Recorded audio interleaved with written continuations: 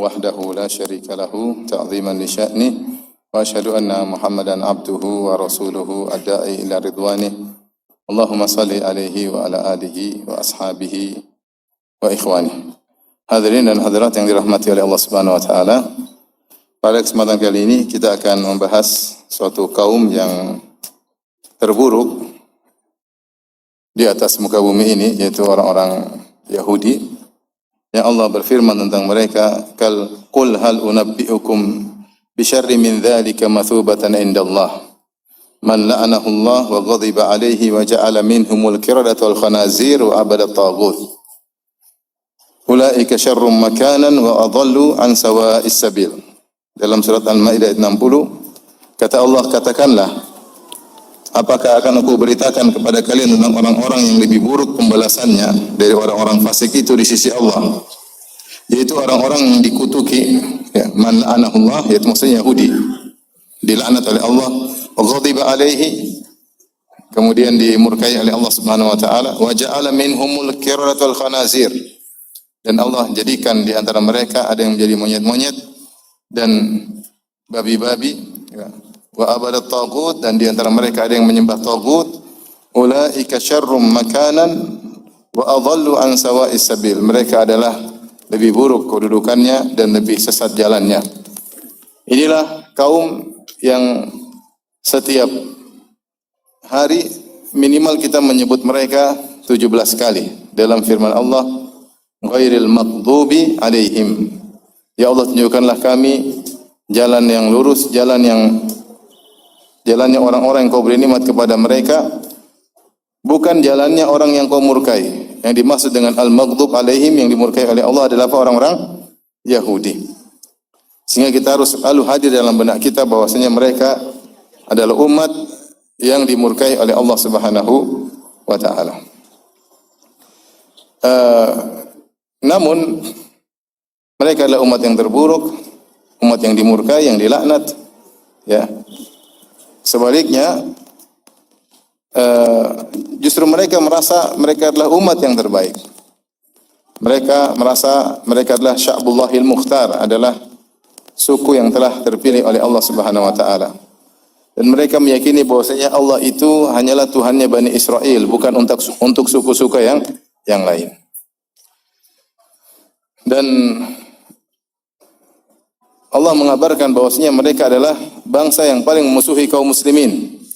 La tajidanna asyaddan nasi adawatan lil ladzina amanu al-yahud. Kata Allah Subhanahu wa taala, sungguh engkau akan dapati orang yang paling keras permusuhannya kepada kaum muslimin adalah orang-orang Yahudi. Ya. Oleh karenanya kebencian mereka terhadap orang-orang Islam sangat besar, lebih daripada yang lainnya. Dan sebagaimana Rasulullah SAW telah mengabarkan bahwasanya permusuhan di akhir zaman, peperangan di akhir zaman antara orang Yahudi dengan kaum muslimin. Nah, pada kesempatan kali ini kita akan membahas tentang akidah mereka dan juga tentang watak mereka. Sebelum saya membahas tentang akidah mereka, saya ingin menjelaskan sumber hukum orang-orang Yahudi, ya. Karena dari situlah kita mengambil tentang akidah mereka dan juga watak mereka. Secara umum, orang-orang Yahudi beriman kepada Taurat.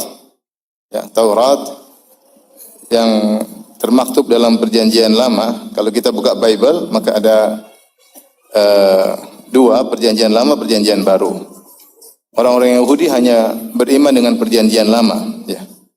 Yang di situ ada Taurat dan juga ada kitab-kitab para nabi yang lainnya, ya, dan juga kitab sejarah. Kemudian setelah itu ada Perjanjian Baru yang berisi Injil dan juga yang lainnya. Perjanjian Lama inilah yang disebut oleh orang-orang Yahudi dengan Tanakh, ya. Ya, yang merupakan singkatan dari Taurat, kemudian kalau tidak salah Nubuim dan Kubuim, yaitu kumpulan dari Taurat dan kitab-kitab suci lainnya. Dan orang-orang Nasara menamakan itu dengan Perjanjian Lama.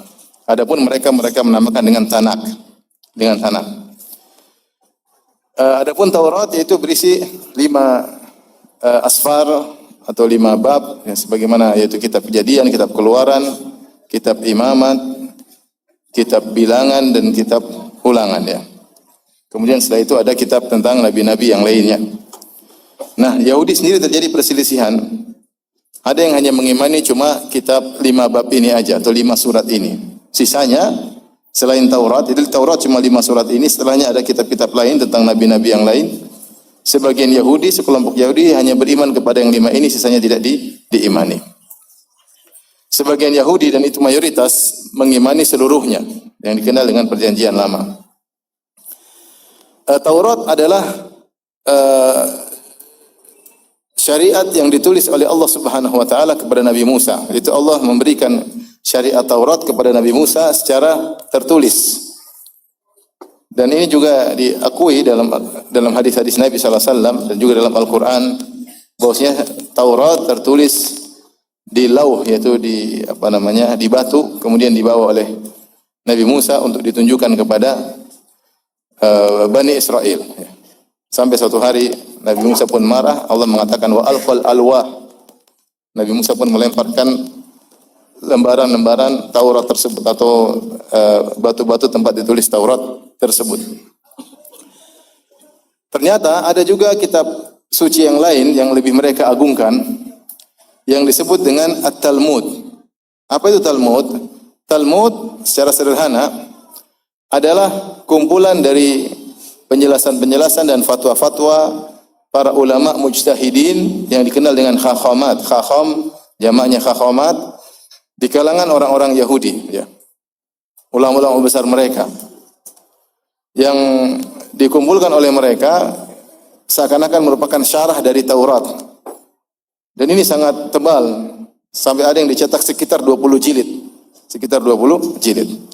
Mereka meyakini bahwasanya Talmud itu adalah syariat syafawiyah. Jadi ada syariat yang tertulis disebut dengan Taurat. Ada juga Allah kasih wahyu kepada Nabi Musa, tapi secara syafahi, hanya sekedar lisan, tidak tertulis.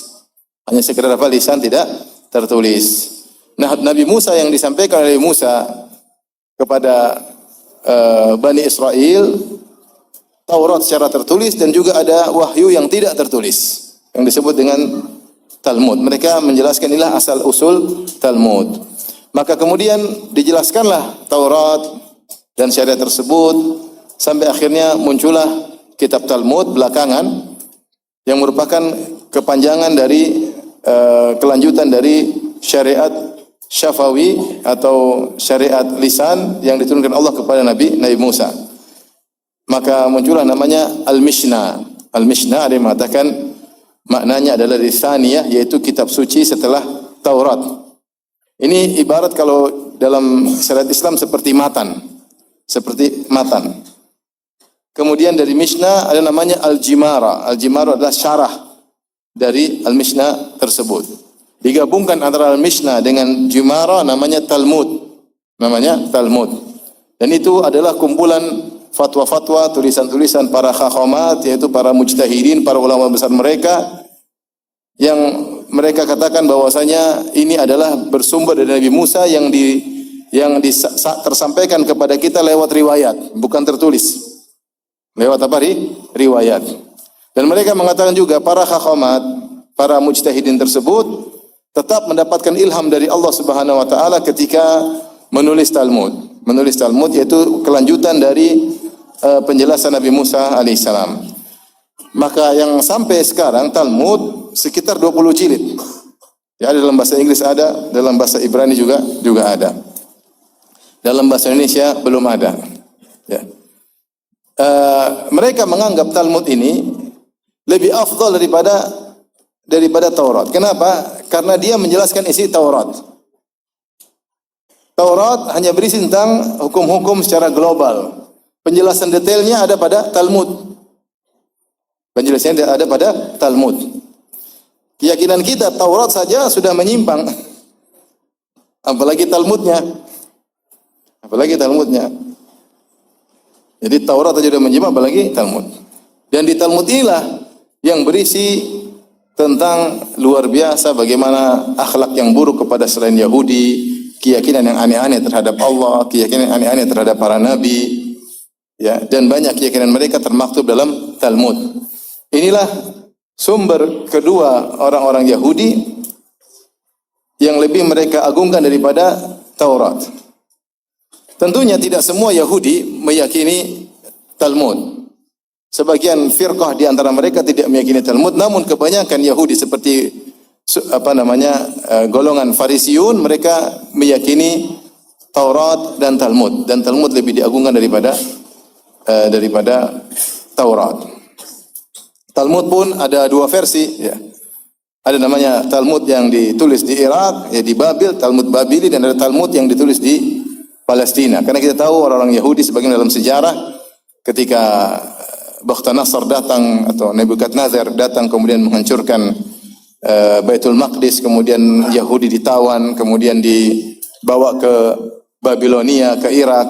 Taurat hilang ketika itu, maka pengajaran terjadi antara mereka dengan ajaran-ajaran para mujtahidin mereka, para ulama mereka, yang itu Talmud.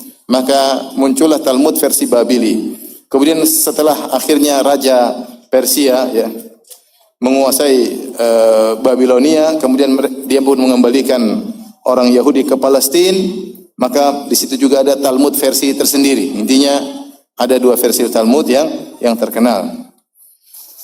Taib, ini adalah sumber keyakinan Yahudi, Taurat dan Talmud. Talmud ibarat dari kitab fikih yang merupakan syarah, atau kitab tafsir yang merupakan syarah dari penjelasan dari Taurat, yang situlah berisi penjelasan para ulama mereka, para mujtahidin mereka. Kemudian muncul lagi sumber ketiga, namanya protokolat, yang muncul belakangan, ya, di zaman modern, yang isinya sebenarnya bukan kitab suci, tapi perkumpulan orang-orang Yahudi. Kemudian mereka bikin rencana-rencana jangka panjang mereka dalam rangka merusak alam, dalam rangka menguasai alam semesta. Seperti harus menguasai pers, harus menguasai dunia hiburan, harus menjatuhkan martabat para ulama dari agama yang lain, kalau bisa dibunuhin dan selanjutnya, ya. Itu mereka namanya protokolat yang mereka sembunyikan, akhirnya terungkap di kemudian hari. Makanya ketika saya akan bahas tentang akidah dan watak Yahudi, maka saya akan menyebutkan tiga sumber, ya. Yang pertama, akidah dan watak Yahudi yang disebutkan oleh Allah dalam Al-Qur'an, ya. Dan tentunya itu sumber yang terpercaya. Yang kedua adalah akidah dan watak Yahudi yang ada dalam Taurat. Taurat yang dalam perjanjian lama, yang tentu meyakini sudah menyimpang. Dan yang ketiga adalah akidah dan watak Yahudi dalam Talmud. Dalam apa? Talmud. Sumber kita ada tiga. Sebenarnya pembahasan yang sangat panjang, ya. Alhamdulillah ada buku bagus, ya, karya kawan, ya. Ini judul bukunya.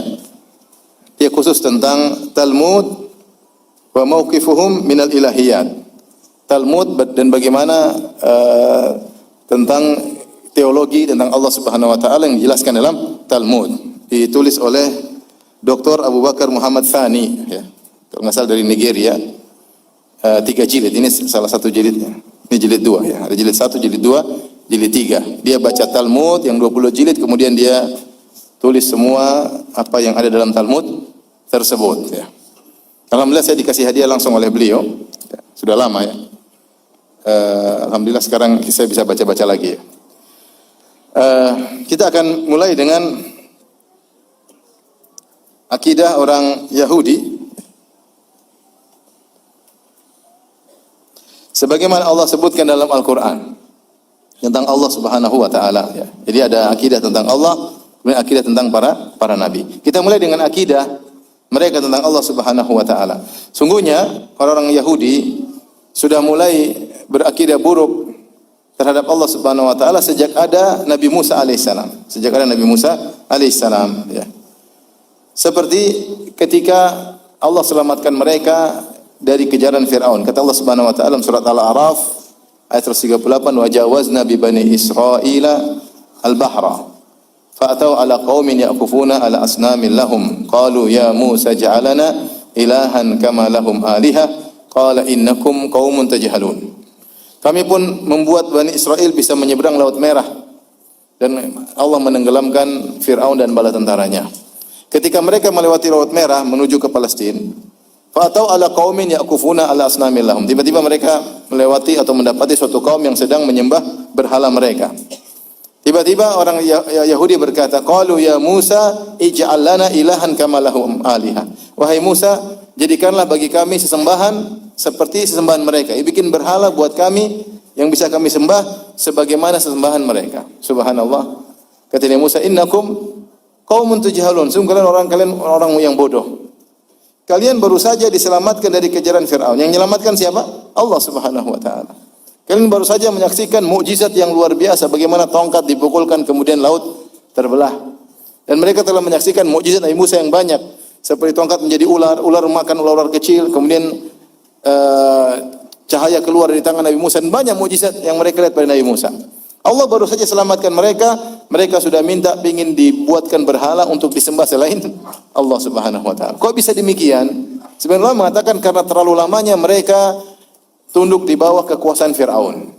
Sehingga mereka biasa bergaul, berinteraksi dengan orang-orang yang melakukan kesyirikan, sehingga terbiasalah kesyirikan dalam hati mereka. Padahal mereka baru saja diselamatkan oleh Allah, mereka sudah minta cari sembahan selain Allah Subhanahu wa taala. Ini zaman Nabi Musa masih hidup. Sudah ada benih-benih akidah yang rusak terhadap Allah Subhanahu wa taala.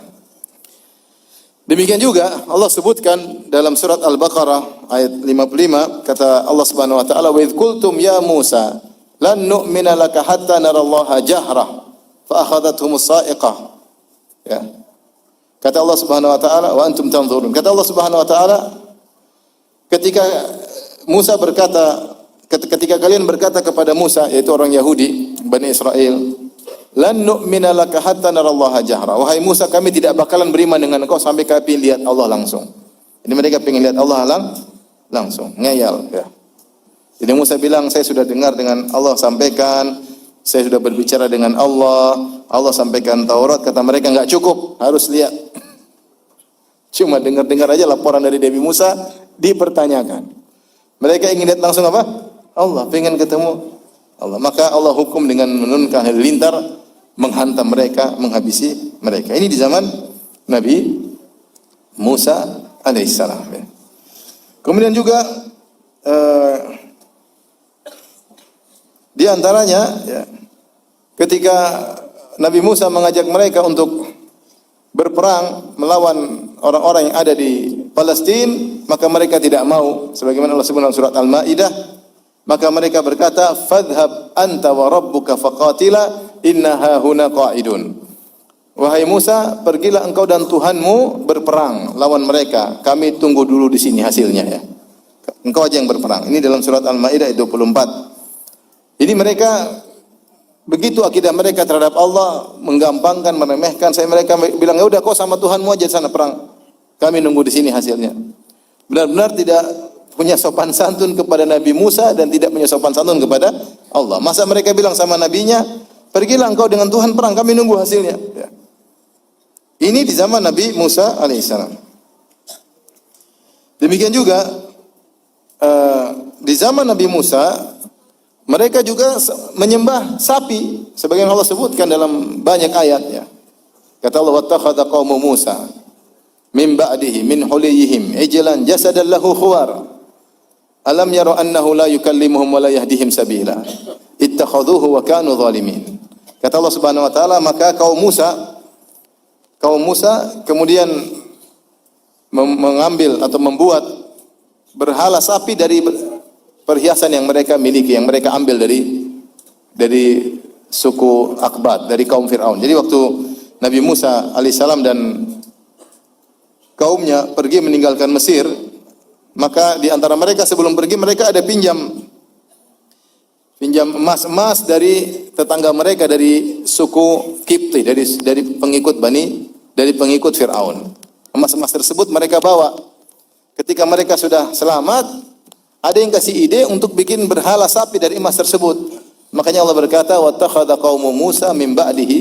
Itu ketika Nabi Musa sedang pergi memenuhi panggilan Allah Subhanahu wa taala di Bukit Tursina selama 40 hari, tiba-tiba mereka ini kemudian membuat patung berhala dari emas. Buat apa? Buat disembah. Jasadan lahu khuwar. Dan ternyata patung sapi tersebut ada suaranya. Tapi Allah bantah, memang ada suara keluar, tapi alam yarau annahu la yukallimuhum. Sapi tersebut tidak bisa balas omongan mereka. wa la yahdihim sabila, dan tidak memberi petunjuk kepada mereka. Ittakhadhuhu wa kanu zalimin. Mereka menjadikan sapi tersebut sebagai sembahan dan mereka telah berbuat zalim. Sehingga Nabi Musa ketika pulang, Nabi Musa bawa lauh catatan Taurat. Ketika Nabi Musa melihat mereka sedang nyembah berhala, ada yang joget-joget di sekitar berhala, makanya Al-Qurtubi ketika menyampaikan ayat ini mengatakan inilah tasyabuhnya orang-orang sufi berjoget-joget seperti orang-orang Bani Israel di sekitar berhala sapi tersebut. Maka Nabi Musa pun marah, dia pun lempar Taurat saking marahnya. Karena lihat umatnya menyembah berhala. Ini terjadi di zaman Nabi Musa dan masih Nabi Musa alaihissalam hidup di tengah-tengah mereka, ya. Akhirnya Allah menghukum mereka untuk disuruh dibunuh. Kata Allah Subhanahu wa taala, "Wa idz qala Musa liqaumi ya qaumi innakum zalamtum anfusakum biittikhadhikum al-ijla fatubu ila bari'ikum faqtulu anfusakum dzalikum khairul lakum 'inda bari'ikum fataba 'alaikum." Ketika Musa berkata kepada kaumnya, "Wahai kaumku, kalian telah melakukan kezaliman dengan menyembah berhala sapi, maka bunuhlah diri kalian." Mereka dihukum dengan hukuman yang berat, disuruh bunuh. Ini semua kerusakan keyakinan terhadap Allah Subhanahu wa taala, kesyirikan, meremehkan Allah Subhanahu wa taala, ya. Ingin melihat Allah langsung dan yang lainnya. Ini terjadi ketika Nabi Musa masih hidup di tengah-tengah mereka. Nabi Musa masih hidup, mereka sudah seperti itu. Apalagi ketika Nabi Musa sudah meninggal dunia. Setelah Nabi Musa meninggal dunia, berlanjut keyakinan mereka tentang Allah Subhanahu wa taala, sikap mereka terhadap Allah yang salah-salah yang Allah nukilkan. Ini semua dalam Al-Qur'an, ya.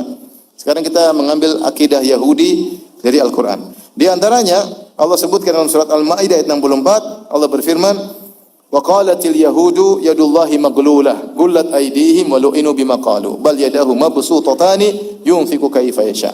Orang-orang Yahudi berkata, tangan Allah terbelenggu. Yadullahi maglulah, terbelenggu. Maksudnya Allah pelit, ya. Mereka bilang Allah apa? Pelit. Kata Allah, gullat aydihim, justru tangan mereka yang terbelenggu. Bal yadahu mabsutatani yunfiqu kaifa yasha. Bahkan dua tangan Allah terbentang, Allah berinfak terserah Allah bagaimana caranya. Walu'inu bima qalu, dan orang Yahudi dilaknat gara-gara perkataan tersebut. Ini setelah wafatnya Nabi Musa, dan ini mungkin di zaman Nabi Muhammad sallallahu alaihi wasallam mereka dengan berani mengatakan tangan Allah terbelenggu. Demikian yang lain kata Allah Subhanahu wa taala dalam surat Ali Imran ayat 181, kata Allah, laqad sami'a Allahu qaulal ladzina qalu innallaha faqirun wa nahnu aghnia sanaktubu ma qalu wa qatlahumul anbiya. Kata Allah Subhanahu wa taala, sungguh Allah telah mendengar perkataan orang-orang Yahudi yang mengatakan bahwasanya innallaha faqir, Allah miskin, wa nahnu aghnia, kami yang kaya. Kata Allah, sanaktubu ma qalu, kami akan catat apa yang mereka ucapkan. Bahkan daripada itu, wa qatlahumul anbiya, dan mereka telah membunuh para nabi. Disebutkan dalam sebagian riwayat, sebab mereka mengatakan Allah miskin, ketika turun ayat, ya. Misalnya firman Allah, in tuqridullaha qardan hasanan. Jika kalian beri pinjaman kepada Allah dan pinjaman yang baik, maka mereka komentari ayat-ayat seperti itu.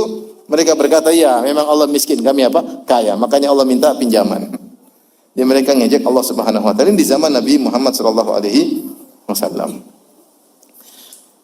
Kemudian juga mereka meyakini Uzair putra Allah. Ini setelah zaman jauh setelah zaman Nabi Musa, setelah mereka dihancurkan Baitul Maqdis, kemudian mereka ditawan di Babil, di Babilonia, dan akhirnya mereka kembali ke Palestina. Ketika mereka kembali ke Palestina, ada seorang soleh namanya Uzair.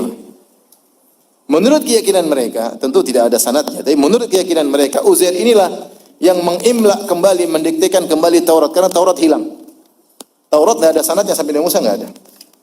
Taurat hilang. Tentu Taurat tidak asli lagi, terlalu banyak buktinya. Cuma kita tidak sedang bahas tentang keautentikan atau tidak autentiknya Taurat, tapi saya ingin menjelaskan bahwasanya Taurat pernah hilang.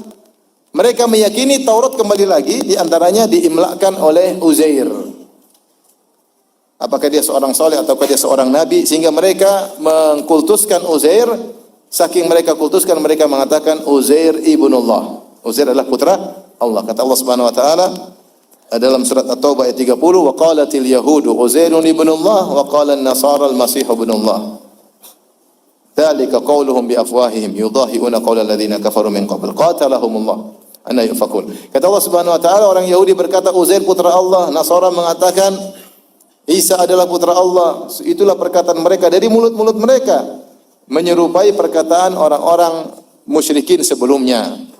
Seperti orang musyrikin yang menganggap malaikat putri-putri Allah, atau mungkin orang-orang Yunani yang mengatakan bahwasanya ada anak-anak dewa dan yang semisalnya. Perkataan anak Tuhan itu bukan perkataan yang baru, sudah ada sebelum mereka. Mereka hanya terpengaruh dengan orang-orang musyrikin sebelumnya. Dan tentunya ini adalah perkataan yang keji, ya. Qatalahumullah, makanya Allah berkata qatalahumullah, semoga Allah membinasakan mereka. Gara-gara mereka mengatakan Uzair putra Allah. Kemudian di antara perkataan mereka juga, karena mereka mensucikan diri mereka, kata mereka kami adalah suku terpilih.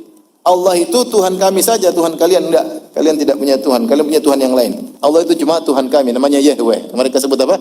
Yahweh itu Tuhan, Tuhan kami. Ya. Maka mereka dengan bangganya mengatakan, kata Allah Subhanahu wa taala, wa qalatil yahudu wan nasara nahnu abna'ullahi wa ahibba'uh. Berkatalah Yahudi dan Nasrani, kami adalah putra-putra Allah dan kekasih-kekasih Allah. Ya. Maka Allah bantah, qul falima yu'adzibukum bidzunubikum bal antum basyarum mimman khalaq. Kalau kalian kekasih Allah, kenapa ada yang di antara kalian yang Allah azab? Kalian sama seperti suku-suku yang tidak ada bedanya. Kalau kalian putra Allah, kekasih Allah, kenapa ada yang dirubah jadi babi-babi dan monyet-monyet? Masa ada Tuhan menjadikan putranya, kekasihnya jadi monyet? Enggak mungkin kan? Masa Allah sayang kepada kalian terus kalian dijadikan babi dan monyet-monyet? Enggak mungkin. Nah ini setelah wafatnya Nabi Musa alaihissalam baru muncul akidah-akidah seperti ini. Demikian juga, ya, mereka meyakini bahwasanya Allah menciptakan langit dan bumi 6 hari, kemudian pada hari ke-7 Allah istirahat, sebagaimana termaktub dalam Taurat, dalam kitab Kejadian. Dan Allah bantah tersebut dalam Al-Quran. Di antaranya Allah berfirman, وَلَقَدْ خَلَقْنَا السَّمَاوَاتِ وَالْأَرْضَ وَمَا بَيْنَهُمَا فِي سِتَّةِ أَيَّامٍ وَمَا مَسَّنَا مِنْ لُغُوبٍ.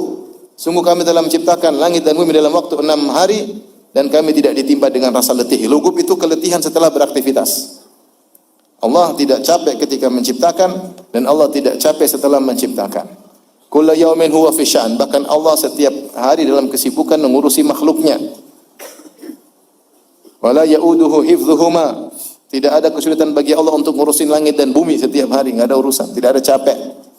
Maka Allah bantah, sungguh kami telah menciptakan langit dan bumi waktu 6 hari dan kami tidak timpa dengan rasa capek. Adapun orang Yahudi, mereka meyakini Allah letih, capek berkegiatan menciptakan langit dan bumi 6 hari. Hari ke-7 apa istirahat. Makanya mereka juga istirahat hari ke-7, hari Sabtu, solidaritas dengan Tuhan. Masa Tuhan istirahat kemudian mereka beraktivitas? Baik, di antaranya tadi dalam surat Qaf ayat 38. Di antaranya mereka meyakini tentang pendeta-pendeta mereka. Kata Allah Subhanahu wa taala, "Ittakhadhu ahbarahum wa ruhbanahum arbaba min dunillah wal masih ibn Maryam. Wa ma umiru illa liya'budu ilahan wahida." Mereka menjadikan pendeta-pendeta mereka dan rahib-rahib mereka sebagai tuhan-tuhan selain Allah. Apa maksudnya? Dalam membuat syariat. Makanya ketika Adi bin Hatim radhiyallahu anhu masuk Islam, dia berkata, "Ya Rasulullah, kami dahulu di Nasara kami tidak menyembah pendeta-pendeta." Kemudian Nabi SAW bertanya kepada dia, "Bukankah pendeta-pendeta tersebut mengharamkan apa yang Allah halalkan? Kalian pun ikut mengharamkan. Dan bukankah pendeta-pendeta rahib-rahib tersebut mengharamkan apa yang Allah halalkan? Kalian ikut mengharamkan? Menghalalkan apa yang Allah haramkan? Kalian ikut menghalalkan. Jadi mereka rubah aturan, kalian ikut-ikutan." Kata Adi bin Hatim, "Iya." Kata Rasulullah SAW, "Tilka ibadatum." Itulah peribadatan kepada mereka. Dan jelas ketika khakhomat, mujtahidin dari kalangan ahli ijtihad dari kalangan Yahudi buat aturan-aturan, mereka tinggal mengaminkan. Sehingga mereka menjadikan pendeta-pendeta mereka dalam menentukan syariat seperti Allah Subhanahu wa taala. Bahkan nanti ada disebutkan bahwasanya terkadang Allah diskusi sama pendeta-pendeta mereka. Untuk bikin aturan diskusi dulu ya. Tapi ini akidah orang-orang Yahudi tentang Allah Subhanahu wa taala sejak di zaman Nabi Musa alaihissalam dan setelah wafatnya Nabi Musa alaihissalam yang Allah sebutkan dalam Al-Qur'an. Dan ini semua pasti benar karena yang menyebutkan adalah Allah Subhanahu wa taala. Baik, bagaimana akidah mereka tentang Allah dalam Taurat? Taurat tadi kita sebutkan adalah 5 asfar atau 5 sifat atau 5 bab, ya, atau 5 surat kalau mungkin versi kita, yaitu kitab Kejadian, kitab Keluaran, kitab Imamat, kitab Bilangan, kitab Ulangan, ya, 5 surat. Maka mereka punya keyakinan tentang Allah juga aneh-aneh. Seperti misalnya mereka mengatakan Allah menyesal. Allah menyesal. Ini disebutkan dalam kitab Kejadian 6, 5 sampai 12. Kitab Samuel, ini kitab Samuel maksudnya setelah Taurat. Ya, kalau di Taurat kitab Kejadian 6, 5 sampai 12. Tapi dalam Perjanjian Lama dalam Samuel 1, Samuel 2 juga disebutkan. Ya. Contohnya dalam Kejadian 6, 5 sampai 12, di antaranya pas Allah berfirman di antaranya, aku akan menghapuskan manusia, yaitu aku akan membinasakan manusia yang telah kuciptakan itu dari muka bumi. Baik manusia maupun hewan dan binatang-binatang melata dan burung-burung di udara. Mau saya habisin semuanya. Sebab aku menyesal bahwa aku telah menjadikan mereka. Sebab aku menyesal. Dan menyesal itu menunjukkan kebodohan, itu tidak. Kenapa antum menyesal? Antum tidak tahu akibatnya demikian, ya enggak? Kalau tahu akibatnya demikian, tentu tidak perlu menyesal. Seorang itu menyesal kenapa dia melakukan satu keputusan, dia tidak tahu akibatnya, ternyata akibatnya buruk, makanya dia menyesal. Apakah mungkin Tuhan menyesal? Berarti salah bikin RAB. Salah bikin peraturan, ternyata begini. Aku menyesal. Menyesal ciptakan manusia kurang ajar, mending aku binasakan mereka. Ini tidak mungkin dalam Islam bahwasanya ada Tuhan menyesal. Contoh lagi, tentu ada dalam Samuel 1, Samuel 2 juga, ya. Dalam Samuel 1 disebutkan, ya. Kata Allah, aku menyesal karena aku telah menjadikan Saul raja, sebab ia telah berbalik daripada aku dan tidak melaksanakan firmanku. Tuhan menyesal mengangkat Saul jadi raja. Kalau nggak salah Saul itu dalam versi kita namanya Talut, ya. Talut, ya, yang Allah puji dalam Al-Quran. Kemudian juga dalam Samuel 2 dikatakan, maka menyesallah Tuhan karena malapetaka itu. Tuhan menyesal. Tapi sifat yang kedua yang disebut dalam Perjanjian Lama dalam Taurat, dalam kitab Kejadian itu Allah lupa. Allah lupa. Kalau dalam Islam tidak mungkin Allah lupa. Tidak mungkin Allah menyesal karena semua sudah ditakdirkan oleh Allah Subhanahu wa taala. Iya atau tidak?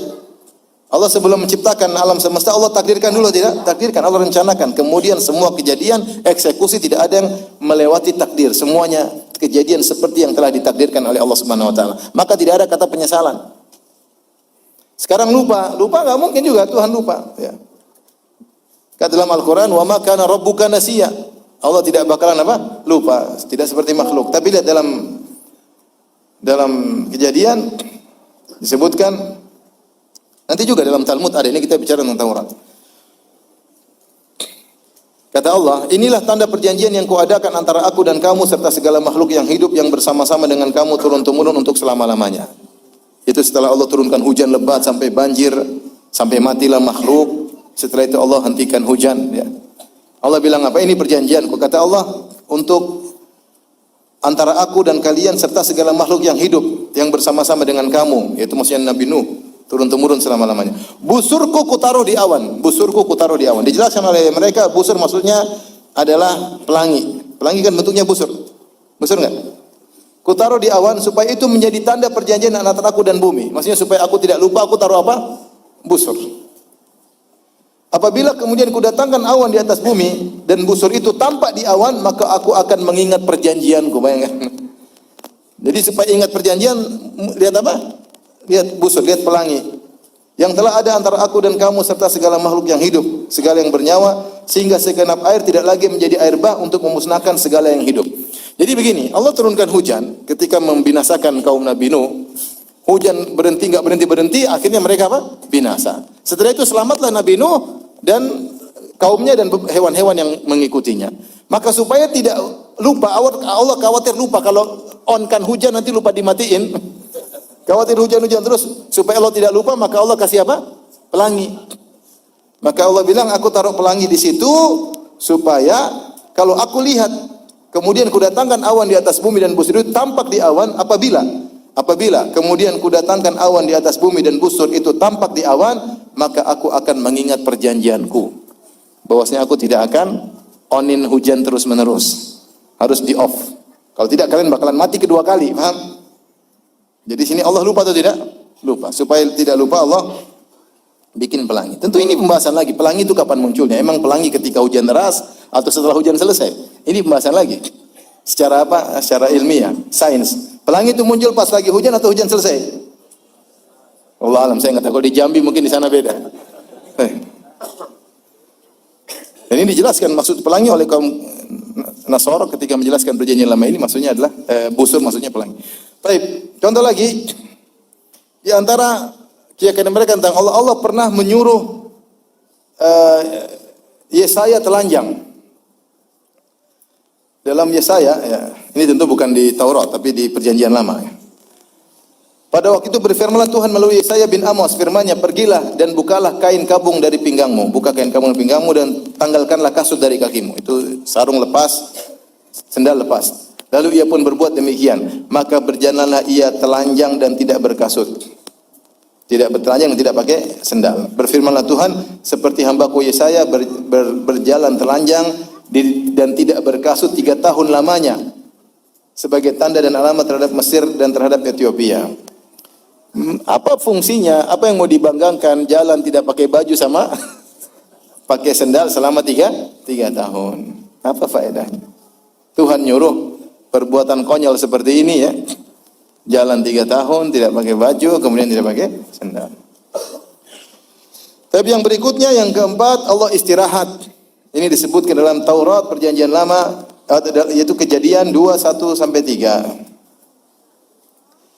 Katakan, ketika Allah pada hari ke-7 telah menyelesaikan pekerjaan yang dibuat itu, berhentilah ia pada hari ke-7 dari segala pekerjaan yang telah dibuatnya itu.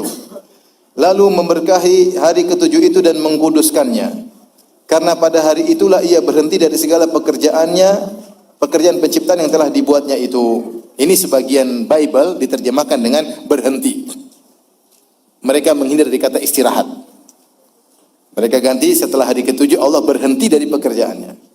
Tapi kalau kita lihat versi terjemahan sebelumnya atau versi yang lain, jelas Allah beristirahat setelah menyelesaikan pekerjaannya. Sebagian mereka mungkin tahu kata Allah istirahat itu enggak pas, maka mereka ganti terjemahannya dengan apa? Berhenti. Tapi ternyata masih ada cetakan yang lain apa? Istirahat. Kemudian juga dalam beberapa versi, demikian juga dalam versi bahasa Inggris juga, rested from all his work. Jadi ada kalimat rest. Itu Allah apa? Istirahat. Bukan berhenti. Demikian dalam terjemahan bahasa Arab juga demikian.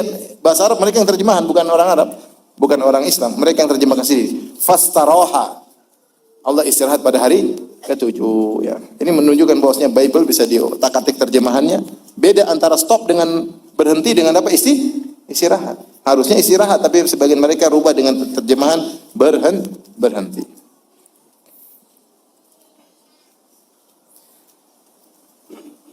Makanya mereka mengakui Tuhan istirahat. Makanya mereka tidak mau kerja pada hari apa? Sabtu. Sebagai bentuk apa? Solidaritas.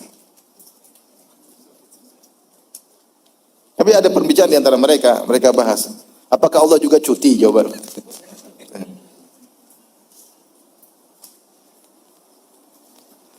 Baik. Berikutnya yang kelima, Allah bohong. Allah bohong. Ini jelaskan dalam kitab Kejadian 2:16-17. Allah bohong. Ini yakin bosnya Taurat ini diubah-ubah oleh mereka. Cuma yang tukang ubah ini enggak kurang jeli. Sehingga banyak kesalahan-kesalahan. Di antaranya, perhatikan, ketika Allah berbicara kepada Adam alaihissalam. Lalu Tuhan Allah memberi perintah ini kepada manusia. Yaitu Tuhan Allah memberi perintah kepada Nabi Adam. Semua pohon itu di surga, di dalam taman ini boleh kamu makan buahnya dengan bebas. Tetapi pohon pengetahuan, ada satu pohon pengetahuan tentang yang baik dan jahat itu, janganlah kau makan buahnya. Sebab pada hari engkau memakannya, pastilah engkau mati. Jadi Allah nakut-nakuti Nabi Adam. Itu ada pohon jangan kau makan, pohon pengetahuan. Sebab kata mereka di sini dalam Taurat, jangan kau makan buahnya. Sebab pada hari engkau memakannya, pastilah engkau mati. Jadi Allah nakut-nakuti Adam, kalau kau makan pasti apa? Mati. Paham? Terus Adam makan mati atau tidak? Tidak. Allah bohong tidak? Allah bilang kalau kau makan mati, ternyata tidak mati. Allah bohong. Makanya iblis bilang jangan percaya sama Tuhan. Tetapi ular itu, lihat, ular membantah, ular ngerayu Adam. Jadi dalam versi Bible bukan setan tapi apa? Ular. Ular itu berkata kepada perempuan itu, kepada Hawa. Jadi ular goda Adam lewat Hawa. Sekali-kali kamu tidak akan mati. Jadi ular bilang jangan percaya sama Tuhan. Makan aja coba, nggak bakalan mati. Ternyata yang benar, yang jujur iblis atau Allah? Iblis. Ternyata ketika Adam makan, mati atau tidak? Tidak, berarti kan benar. Kamu jangan percaya sama Allah. Allah bohong, ternyata benar Allah bohong. Ketika dimakan tidak mati. Berarti Allah bohong dong. Ini benar dalam buku mereka. Allah bohong.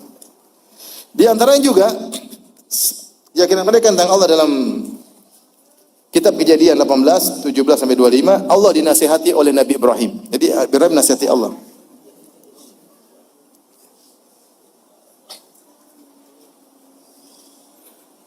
Dalam 18:23 Abraham datang mendekat dan berkata, Abraham datang mendekat kepada Tuhan, ngomong sama Tuhan. Apakah engkau akan melenyapkan orang benar bersama-sama dengan orang fasik? Kau ingin menghancurkan kaum Lut? Di situ kan ada Nabi Lut. Kau ingin menghancurkan mereka semua? Jadi Ibrahim alaihissalam nasihati Allah. Bagaimana sekiranya, maksudnya pikir dong sebelum kau lakukan. Bagaimana sekiranya ada 50 orang benar dalam kota itu? Apakah engkau akan melenyapkan tempat itu? Dan tidakkah engkau mengampuninya karena ke-50 orang itu benar yang ada di dalamnya itu? Maksudnya jangan kau hancurkan mereka. Kalau ada 50 orang baik situ bagaimana? Kenapa kau tidak ampuni yang lainnya gara-gara 50 orang baik tersebut? Kemudian dia berkata, Ibrahim berkata alaihissalam, jauhlah kiranya daripadamu untuk berbuat demikian. Maksudnya tidak pantas kau melakukan seperti itu. Membunuh orang-orang benar bersama dengan orang fasik, tidak pantas. Sehingga orang benar itu seolah-olah sama dengan orang fasik. Jauhlah kiranya yang demikian daripadamu, munya besar. Tidak pantas perbuatan itu kau lakukan. Masakan hakim segenap bumi tidak menghukum dengan adil? Ibrahim nasihati. Namun ini kan hakim, masa nggak adil? Masa semua dibinasain? Masya Allah. Ini Ibrahim nasihati siapa? Allah subhanahu wa ta'ala. Allah mikir juga ini. Oh iya benar juga. Jadi aneh. Kok berani-beraninya Nabi Ibrahim nasihati siapa? Terus nasihatnya, kamu kok begitu? Kamu kan hakim. Nggak pantaslah kamu begitu. Ini masih kayak ngobrol sama teman. Baik, di antara juga mereka sifati Allah tidak tahu. Dalam Kejadian 3:8-12. Ketika Adam makan buah tersebut, Adam takut, Adam sembunyi. Saya bacakan ya. Ketika mereka, yaitu Adam dan Hawa, mendengar bunyi langkah Tuhan Allah. Jadi Allah lagi mengunjungi surga. Mereka dengar bunyi langkah apa? Cek, cek, cek. Yang berjalan-jalan di dalam taman itu, di dalam surga, ketika waktu hari sejuk. Oh, jadi ada hari sejuk, ada enggak sejuk di surga. Jadi Allah lagi jalan-jalan di hari apa? Sejuk. Bersembunyilah manusia dan istrinya itu terhadap Tuhan. Ketahuan sembunyi, Hawa sembunyi. Sembunyi di mana? Di antara pohon-pohon dalam taman. Kalau versi Islam tidak, begitu makan langsung mereka Rabbana dzalamna. Memang mana berani Adam pikir mau sembunyi, emang sembunyi dari siapa? Tapi ini berarti Adam masih meyakini, makanya dalam versi ini berarti Adam meyakini Allah bisa tidak tahu, ya enggak? Makanya sembunyi. Kenapa kita sembunyi? Supaya tidak ketahuan. Berarti Adam meyakini mungkin Allah tidak tahu, makanya Adam sembunyi dan ternyata Allah tidak tahu. Lihat ini dalam perjanjian lama Kejadian 3:8-12.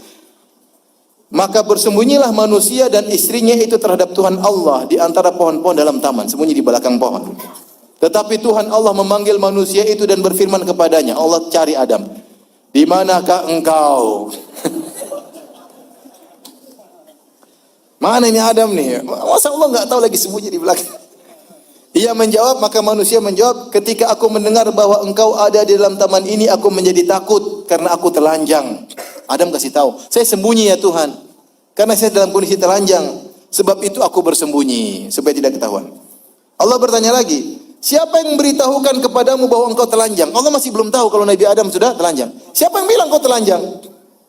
Allah tanya lagi, ini pertanyaan pertama. Pertanyaan pertama, di manakah engkau? Paham? Apa jawaban Adam? Saya telanjang. Kata Allah pertanyaan kedua, siapa yang kasih tahu kau sedang telanjang? Allah belum tahu. Pertanyaan ketiga, apakah engkau makan dari buah yang kularang? Allah belum tahu juga. Dan ini di sini Adam tidak mengaku salah. Dia bilang apa? Perempuan yang kau tempatkan di sisiku, dialah yang beri dari buah pohon itu kepadaku maka aku makan. Masalahnya antum yang bikin masalah ya Tuhan. Yang taruh Hawa di sini siapa? Engkau. Yang ngerayu saya itu siapa? Perempuan yang kau taruh di sini. Jadi subhanallah Adam. Beda kalau versi Islam. Langsung Rabbana dzalamna anfusana. Enggak ada yang bilang gara-gara engkau ya ini Hawa ini gara-gara dia yang enggak ada. Subhanallah, lihat bagaimana Al-Qur'an. Bandingkan dengan ini. Begitu ditegur kata Adam, perempuan yang engkau tempatkan di sisiku, dialah. Jadi melemparkan kesalahan kepada siapa? Hawa. Dan Hawa itu sumber kesalahannya dari siapa? Allah. Karena Allah yang taruh dia di sini. Dialah yang beri dari buah pohon itu padaku maka aku makan. Tapi di antara keyakinan mereka juga tadi Allah berjalan-jalan di surga. Tadi sudah kita sebutkan. Di waktu taman lagi sejuk, hawanya lagi apa?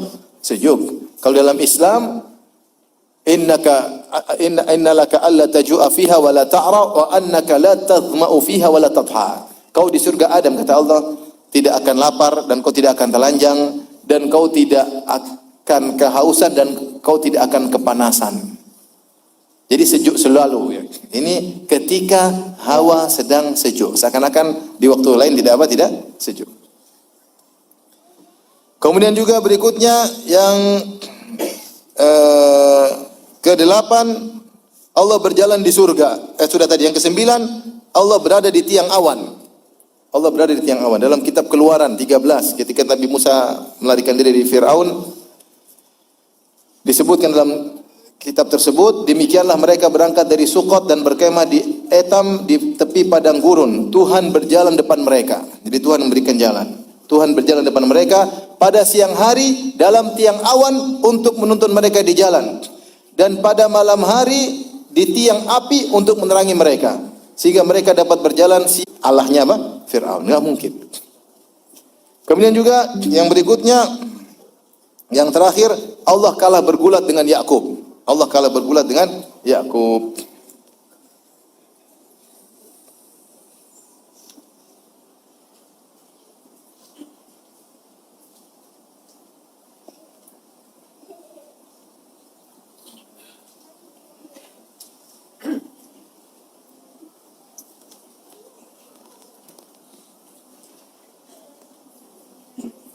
Judulnya ini ada saya ada perjanjian lama versi ini. Judulnya di atasnya pergumulan Yakub dengan Allah. Pergulatan Yakub dan judulnya sudah ada. Pergumulan Yakub dengan apa? Allah. Terus kalah lagi.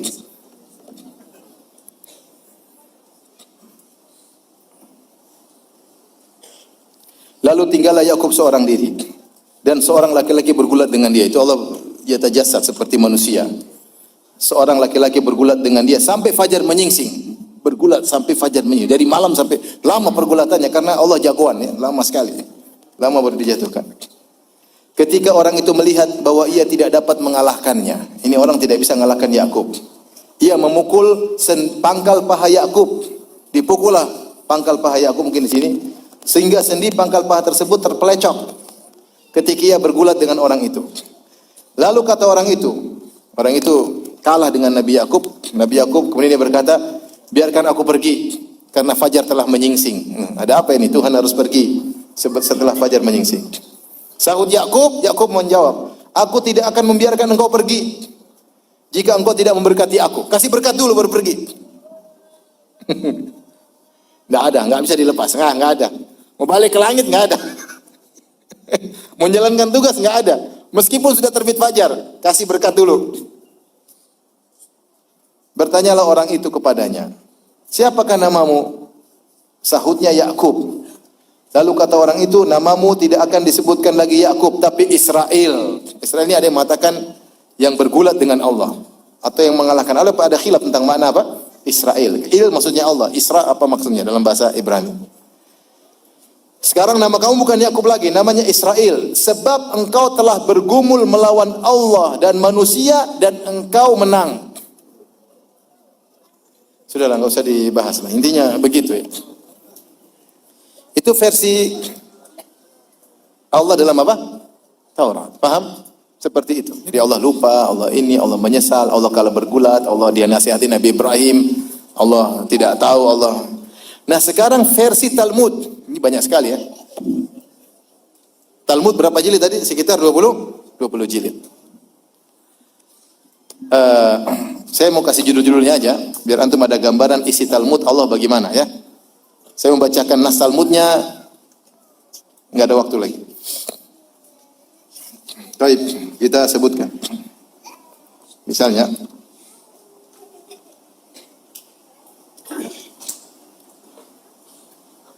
di Talmud disebutkan mereka menisbahkan kelemahan dan kefakiran kepada Allah sebagaimana Allah sebut dalam Al-Qur'an. Demikian juga mereka mengatakan Allah adalah Tuhan khusus untuk Bani Israel. Kemudian juga mereka meyakini bahwasanya Allah bermusyawarah dengan sebagian makhluknya dalam ngurusin alam. Allah bermusyawarah dengan sebagian makhluknya dalam ngurusin alam. Gimana menurut kamu ya misalnya? Mereka juga menisbahkan capek dan letih kepada Allah. Dan ini juga sudah disinggung oleh Al-Quran. Mereka juga menisbahkan penyesalan kepada Allah. Sudah tadi kita singgung dalam perjanjian lama. Mereka menyebutkan juga bahwasanya matahari dan rembulan protes kepada Allah Subhanahu wa taala. Kita baca aja judul-judulnya ya. Sebagai ada gambaran tentang bagaimana keyakinan mereka tentang Allah Subhanahu wa taala.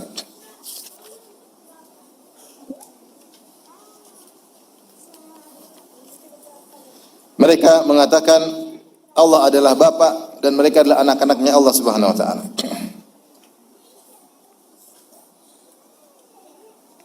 Mereka mengatakan Allah lupa. Ya, mereka mengatakan Allah bodoh. Mereka mengatakan bada itu Allah berubah pikiran. Oh begini, sekarang saya berubah pikiran ya.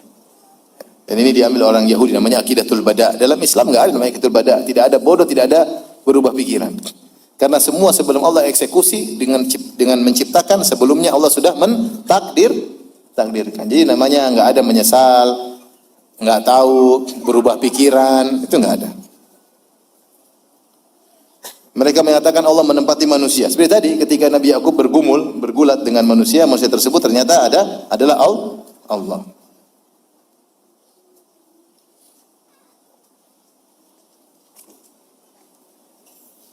Demikian juga mereka mengatakan bahwasanya Allah menyesal atas penentangan hamba-hambanya. Ya. Demikian juga Allah bernasyid dengan nasyidnya Bani Israel. Allah bernasyid dengan nasyidnya Bani Israel. Mereka sebut ya Allah masuk dalam ma'bad, dalam kuil. Allah masuk dalam kuil. Demikian juga mereka mengatakan Allah berdoa dan Allah salat di tempat salatnya. Mereka sebut ya Allah menggoyang-goyang kepalanya. Mereka juga sebutkan Allah takhasam, itu berbantah-bantahan dengan Nabi Musa. Bahkan wa anna Musa masaka bihi hatta yaghfir li Israel. Bahkan Nabi Musa pegang Allah, ampuni Bani Israel. Akhirnya Allah ampuni Bani Israel. Mereka mengatakan Allah menangis. Allah menangis. Sampai Allah mengeluarkan air mata dalam keyakinan mereka. Dalam Talmud, ini semua dalam apa? Talmud. Saya ingin beli kalau ada yang jual Talmud ya. Tapi Talmud adanya bahasa Inggris, bahasa Ibrani kalau nggak salah. Bahasa Indonesia belum ada. Kemudian juga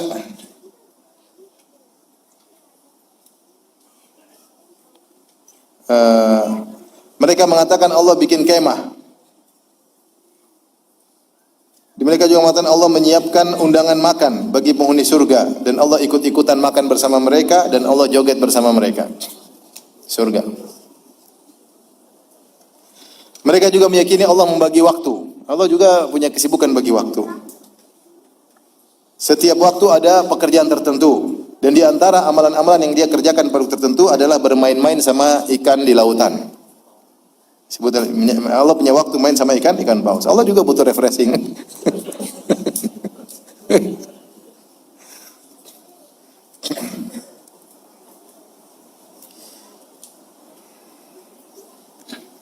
Disebutkan juga Allah gelisah dan menyesal. Ini sudah kita singgung.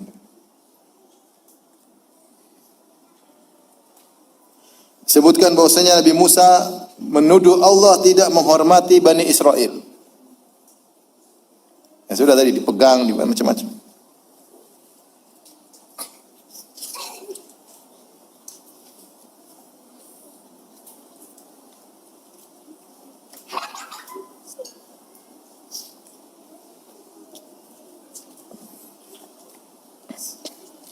Mereka meyakini bahwasanya Allah Subhanahu wa taala,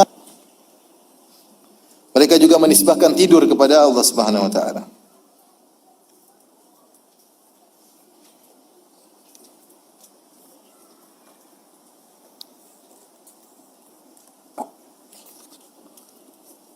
Tapi ini diantara keyakinan mereka tentang Allah Subhanahu wa taala dalam Talmud. Tentunya nasnya panjang-panjang. Di Al-Quran maupun dalam Taurat maupun dalam Talmud nanti kita sebutin. Karena kita sumber Al-Quran, Taurat yang sudah menyimpang maupun apa? Talmud. Dalam Al-Quran disebutkan bagaimana yaitu mereka tidak menghormati para nabi. Contoh apa yang mereka lakukan terhadap Nabi Musa. Nabi Musa adalah dari Bani Israel, nabi yang mereka sangat agungkan, yang mereka melihat mukjizat begitu banyak. Mereka lihat langsung mukjizat Nabi Musa alaihissalam. Bagaimana laut terbelah, bagaimana tangan bercahaya, bagaimana ada tongkatnya berubah menjadi apa? Ular. Dengan tongkat tersebut laut terbelah, dengan tongkat tersebut laut tertutup kembali. Bagaimana tongkat tersebut mukul batu kemudian keluar keran 12. Luar biasa. Bagaimana Nabi Musa minta datangkan manna wa salwa. Ya, bagaimana Nabi Musa memukulkan sebagian sapi kemudian orang yang mati hidup lagi ditanya siapa yang bunuh kamu. Ini semua mukjizat mereka lihat. Kalau kita mau lihat mukjizat para nabi mungkin paling banyak mukjizat Nabi Musa alaihissalam yang Allah sampaikan pada kita. Tentunya mukjizat Nabi Muhammad lebih banyak. Tapi maksudnya nabi-nabi yang lain paling banyak Nabi apa? Nabi Musa. Taib. Di antaranya tadi mereka dengan enaknya mengatakan kepada Nabi Musa, "Fadhhab anta wa rabbuka faqatila." Pergilah kau Musa, kami tidak mau perang. Yang jihad kamu saja. Kamu sama Tuhan jihad sama Allah. Bahkan mereka tidak mengatakan, "Pergilah engkau dan Rabb kami." Dengan songongnya mereka berkata, "Pergilah engkau dan Rabbmu." Subhanallah. Ini Rabb bersama, pergilah kau dan Rabbmu, kami nunggu hasilnya di sini. Fadhhab anta wa rabbuka faqatila innaha huna qa'idun. Ngeri. Pergilah engkau dan Tuhanmu, kami nongkrong di sini nunggu. Tadi mereka juga tidak sopan, disuruh beriman, kata mereka, "Lan nu'mina laka hatta narallaha jahrah." Kami tidak akan beriman kepada engkau sampai kami lihat Allah langsung. Engkau cuma bilang dengar Allah bicara, dengar Allah bicara.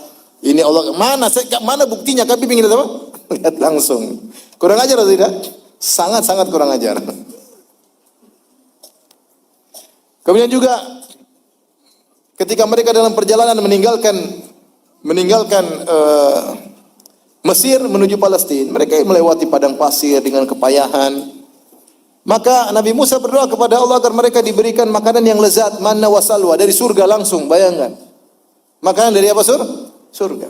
Enak atau tidak? Enak. Tapi mereka bilang bosan. Wa idh qultum ya Musa lan nasbir ala ta'ami wahid. Fad'u lana rabbaka yukhrij lana mimma tumbitul ardu min baqliha wa qithaiha wa fumiha wa adasiha wa basaliha. Qala atastabdiluna billadhi huwa adna billadhi huwa khair. Ihbitu misran fa inna lakum ma sa'altum. Ihbitu misra fa inna lakum ma sa'altum. Kata mereka ketika mereka berkata, "Wahai Musa, kami bosan, manna salwa, makanan surga bosan. Bikin makanan kampung. Berdoalah kepada Allah agar keluarkan dari bumi. Kami ingin makan adas, ingin makan bawang, ingin makan daun bawang, ingin makan bawang ini." Kata Nabi Musa, "Kau mau ganti bawang dengan makanan surga?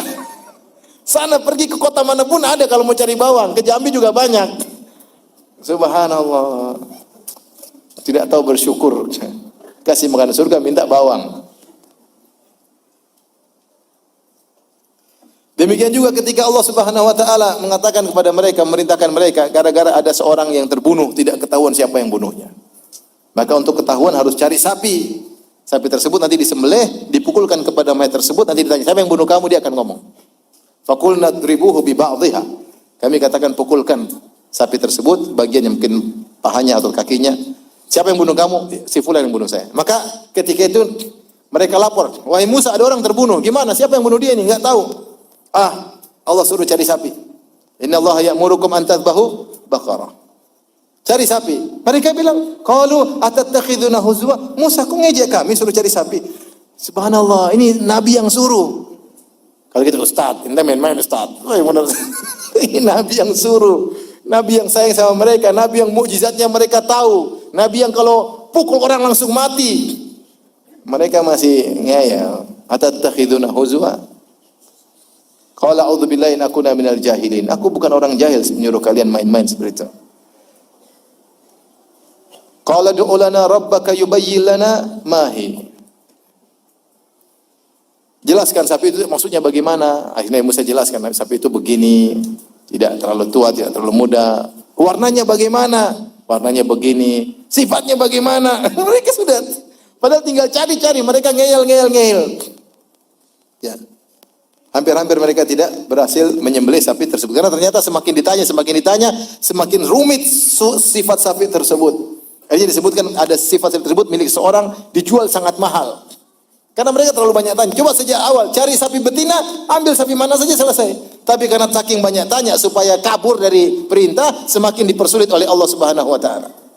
Awalnya bertanya cuma ya, antat bahu bakarah, cari sapi betina. Karena kalau mereka jalankan selesai kan? Tapi mereka ngeyel. Ngeyel itu bukan mau cari kejelasan, sebenarnya mereka pengen nggak mau. Cuma sapinya kayak gimana?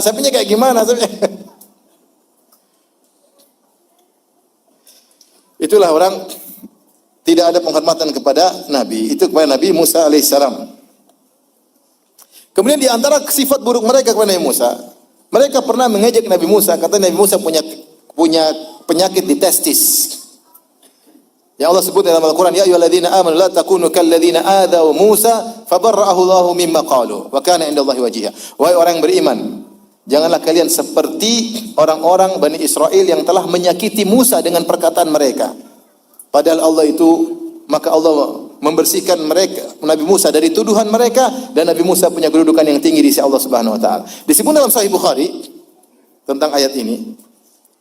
Jadi Nabi Musa dulu Bani Israel mereka mandi bareng-bareng. Mereka mandi telanjang bareng-bareng. Syariat mereka dulu boleh, laki-laki dengan laki-laki. Tersebutlah Bani Israel mandi di sebuah sungai. Nabi Musa tidak mandi sama mereka karena dia sangat pemalu. Padahal boleh dalam syariat mereka. Tapi karena Nabi Musa pemalu, dia mandi di tempat lain.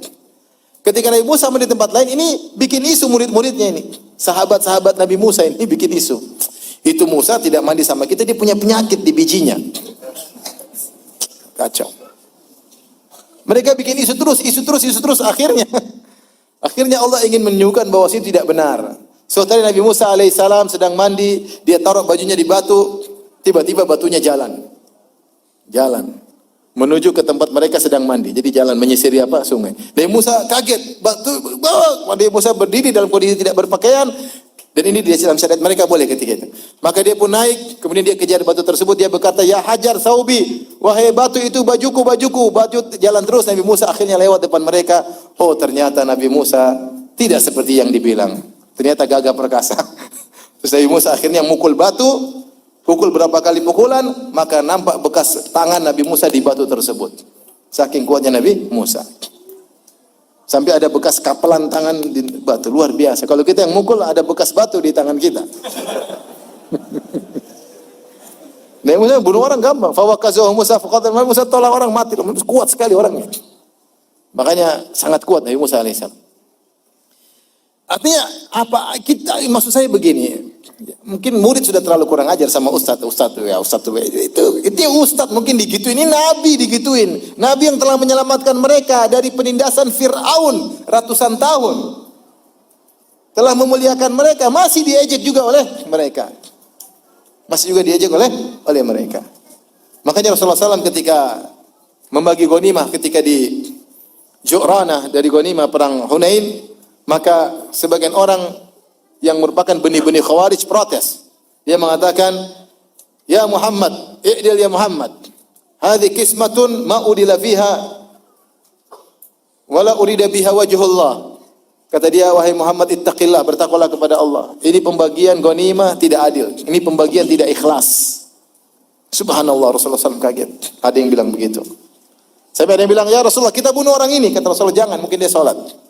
Kata Rasulullah SAW, kemudian rahimallahu Musa, laqad udhiya aktsara min dzalik fasabara. Semoga Allah merahmati Nabi Musa. Nabi ingatlah Nabi Musa. Dia telah disakiti lebih daripada ini dan dia bersabar. Bayangkan, Nabi Musa gagah-gagah dibilang punya penyakit dikata apa? Kemaluannya. Taib ini terhadap Nabi Musa itu mereka lakukan. Terhadap Nabi yang lain. Seperti jelas mereka membunuh para Nabi. Dalam Al-Quran Allah banyak sebutkan. Wa qatlahumul anbiya. Mereka telah membunuh para Nabi. Ya. Wa qatlihim al-anbiya. Mereka membunuh para Nabi. Dalam banyak ayat Allah sebutkan sifat mereka suka membunuh para Nabi. Kata Allah, afakullama ja'akum rasulun bima la tahwa anfusukum mustakbartum fa fariqan kadzabtum wa fariqan taqtulun. Apakah setiap datang seorang rasul yang tidak sesuai dengan hawa nafsu kalian, maka kalian pun sombong, sebagian rasul kalian dustakan, sebagian rasul kalian bunuh. Ini rasul enggak sesuai dengan keinginan kita. Ini nabi enggak beres ya. Makanya di antara nabi yang mereka bunuh Nabi Isa, yang mereka anggap bunuh Nabi Isa. Kenapa mereka menanti-nanti datangnya Al-Masih di akhir zaman yang akan menyelamatkan Bani Israel, yang akan menjadikan Israel jaya sebagaimana Daud, sebagaimana Musa.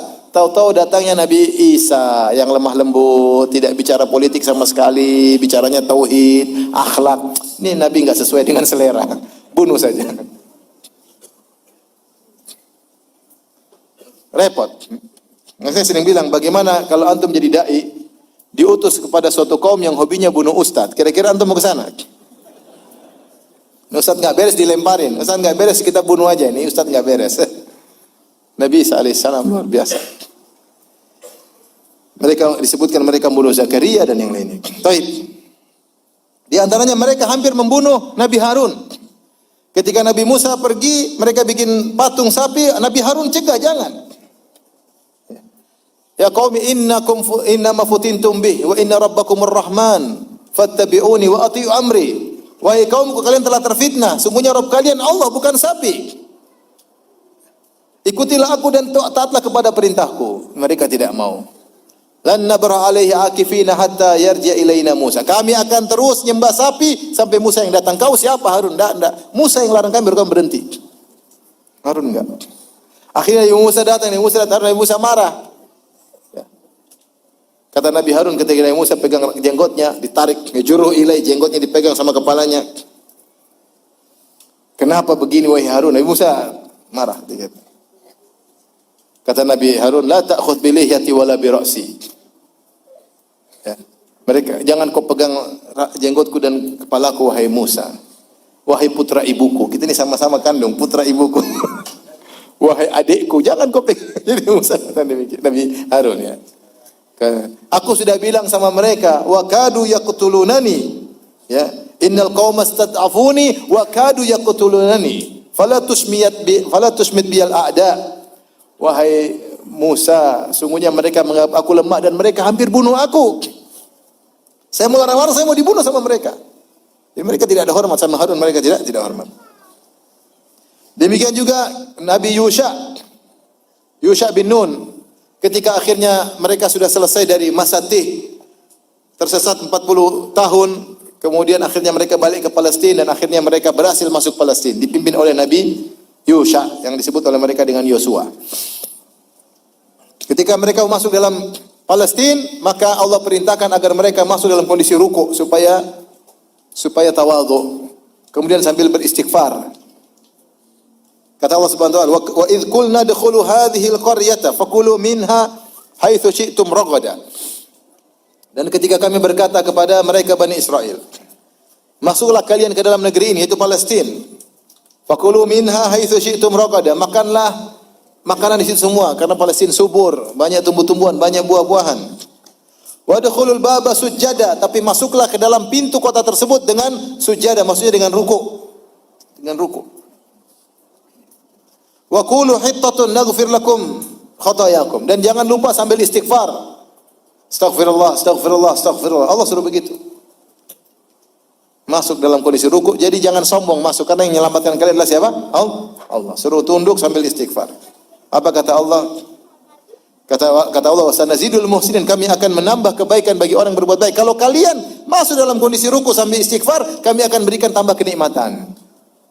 janji Allah. Kata Allah, "Fabaddala alladziina dzalamu qawlan ghairal ladzi qila lahum." Ternyata mereka orang-orang zalim. Mereka rubah perkataan yang Allah suruh perintahkan. Allah suruh bilang hittah, kata mereka hintah. Gandum, pingin makan gandum. Allah suruh jalan dengan rukuk, mereka jalan dengan pantat mereka, dorong-dorong ke belakang, ngejek. Allahu Akbar, Yahudi memang kurang ajar ya. Sama Nabi saja kurang ajar. Demikian juga itu terhadap Nabi Yusha bin Nun. Demikian juga ketika Allah sebut tentang kisah Nabi Samuel. Ketika mereka datang kepada Nabi mereka, alam tara ilal mala'i min bani Israil min ba'di Musa idh qalu nabiyyin lahum ib'ats lana malikan nuqatil fi sabilillah. Tidakkah kalian melihat kepada sekelompok pembesar-pembesar Bani Israel ketika mereka mendatangi Nabi mereka setelah zaman Nabi Musa, itu zaman Nabi Samuel. Mereka berkata, "Wahai Nabi, mintalah kepada Allah untuk mengutus kepada kami seorang raja. Nuqatil fi sabilillah, kami akan berperang bersama raja tersebut melawan suku yang menguasai Palestina." Kata Nabi tersebut, kalau diwajibkan kepada kalian Allah tuqatilu, khawatirnya kalian tidak mau perang. Qalu wa ma lana alla nuqatil. Wa qad ukhrijna min diyarina wa abna'ina. Kami pasti berperang wahai Nabi Samuel. Kami sudah diusir, anak-anak kami pun sudah ditawan, ya. Ternyata Allah turunkan. Kata Nabi tersebut, "Innallaha qad ba'atha lakum Taluta malika." Wahai Bani Israel, doa kalian telah dipenuhi oleh Allah. Allah kirim Talut, yang mereka sebut dengan Saul kalau dalam perjanjian lama, sebagai raja bagi kalian. Allah pilihkan, mereka protes. Mereka mengatakan, "Anna yakunu lahul mulku alaina wa nahnu ahaqqu bil mulki minhu wa lam yu'ta sa'atan minal mal." Kok bisa Talut yang jadi raja? Kenapa Allah pilih dia? Kenapa bukan kami yang dipilih? Dan dia miskin, tidak punya uang. Sudah minta suruh Allah pilih, Allah sudah pilih, protes lagi. Kurang ajar atau tidak? Kurang ajar. Kami harusnya, ternyata akhirnya mereka tetap tunduk karena Allah turunkan bukti-bukti tabut sehingga akhirnya Talut pun berperang. Tapi ini contoh sikap-sikap Nabi, sikap mereka kepada para nabi. Di antaranya sikap mereka kepada Nabi Muhammad sallallahu alaihi wasallam, yang mereka berkhianat, mereka ingin bunuh Nabi Muhammad sallallahu alaihi wasallam dan seterusnya. Baik, sikap mereka terhadap Nabi Isa alaihissalam. Mereka bilang Nabi Isa alaihissalam ya adalah anak apa? Zina. Wa qaulihim ala Maryam buhtanan azima. Dan perkataan mereka tentang Maryam dengan kedustaan yang besar. Itu mereka bilang Maryam berzina, punya anak namanya siapa? Isa. Berzina dengan seorang namanya Yusuf dari Nazaret. Ini perkataan Yahudi yang mereka yakini. Isa adalah anak apa? Zina. Bayangkan, Nabi Isa dibilang anak zina. Dan mereka ingin bunuh Nabi Isa, dan mereka merasa telah membunuh Nabi Isa. Kata mereka, "Inna qatalna al-Masiha Isa bin Maryam Rasulullah." Kami telah berhasil membunuh Isa, utusannya Tuhan. Mereka bangga. Kata Allah, "Ma qataluhu ma salabu." Mereka tidak pernah bunuh Nabi Isa, mereka tidak pernah menyalib Nabi Isa. Walakin syubbiha lahum. Tapi ada orang yang diserupakan dengan Nabi Isa alaihissalam.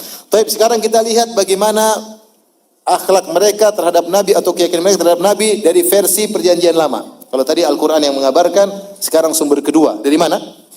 Dari perjanjian apa? Lama, Taurat. Baik, saya sebutkan di antaranya.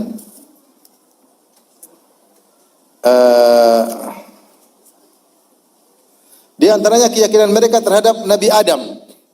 Nabi Adam, sebagaimana kita sebutkan tadi, Nabi Adam menyalahkan Hawa. Kenapa kau makan wahai Adam?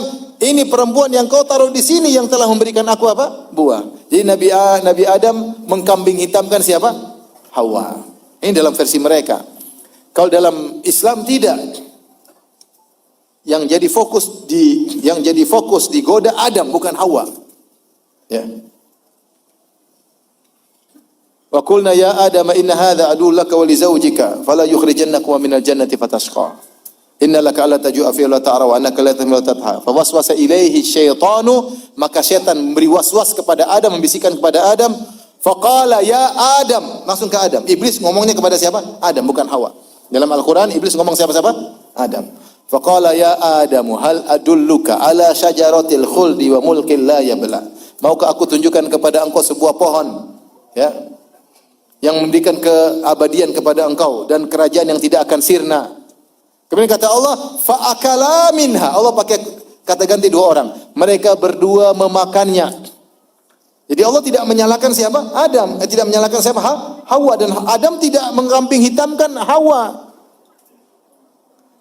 Itu versi Al-Quran. Kalau versi Perjanjian Lama, Adam bilang, ini sebabnya. Baik.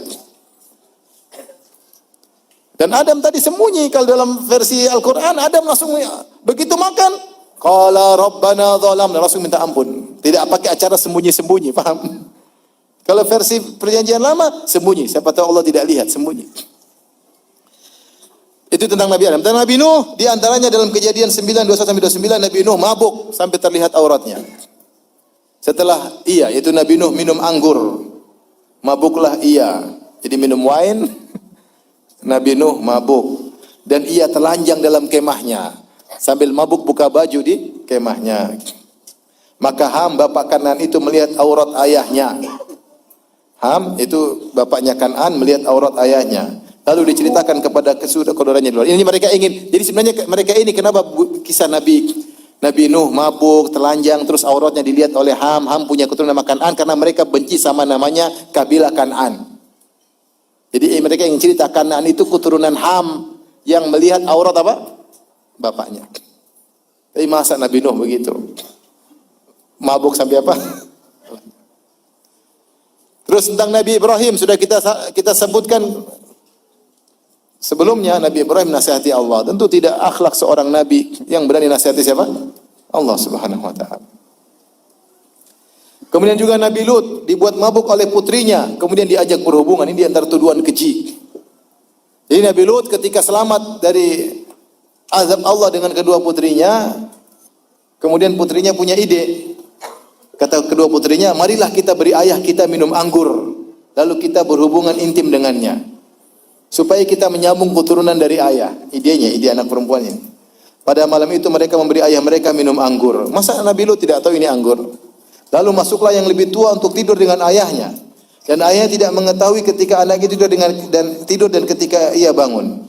Keesokan harinya gantian adiknya. Kakaknya bilang sama adiknya, tadi malam aku sudah tidur sama ayah. Baiklah malam ini kita kasih anggur, engkau gantian tidur sama ayah. Ya Allah. Ini aneh. Dalam Al-Quran tidak demikian. Kata Allah, fa akhrajna man kana fiha minal mu'minin. Kami selamatkan dari negeri Sodom orang-orang beriman.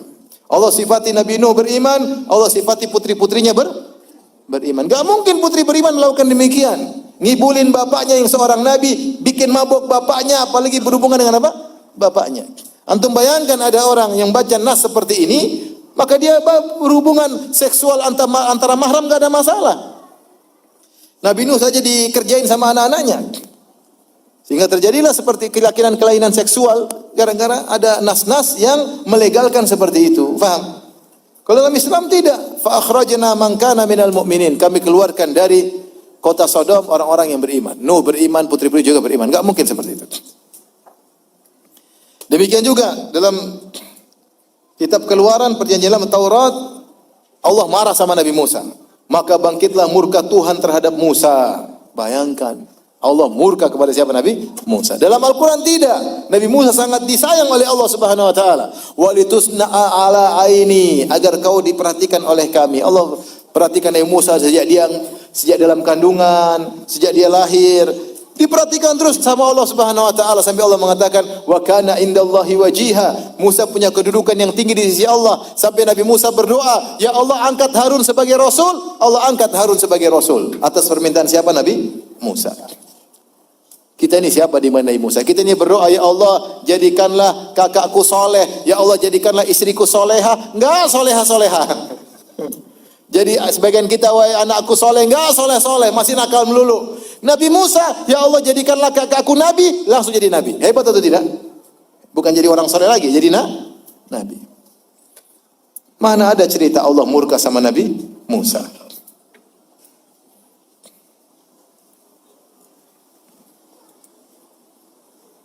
Bahkan dalam kitab Bilangan 7 sampai 12 Allah berkata kepada Musa dan Harun. Tetapi Tuhan berfirman kepada Musa dan Harun, karena kamu tidak percaya kepadaku, bayangkan, karena kalian berdua tidak percaya kepadaku dan tidak menghormati kekudusanku di mata orang Israel. Nabi Musa dituduh tidak percaya kepada Allah. Nabi Harun dituduh tidak percaya kepada Allah, tidak menghormati kekudusan, kesucian Allah Subhanahu wa taala.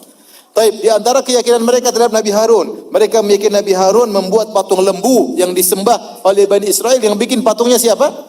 Harun. Dalam Al-Quran Nabi Harun yang melarang, hampir dibunuh. Dalam versi mereka Nabi Harun yang bikin patung tersebut.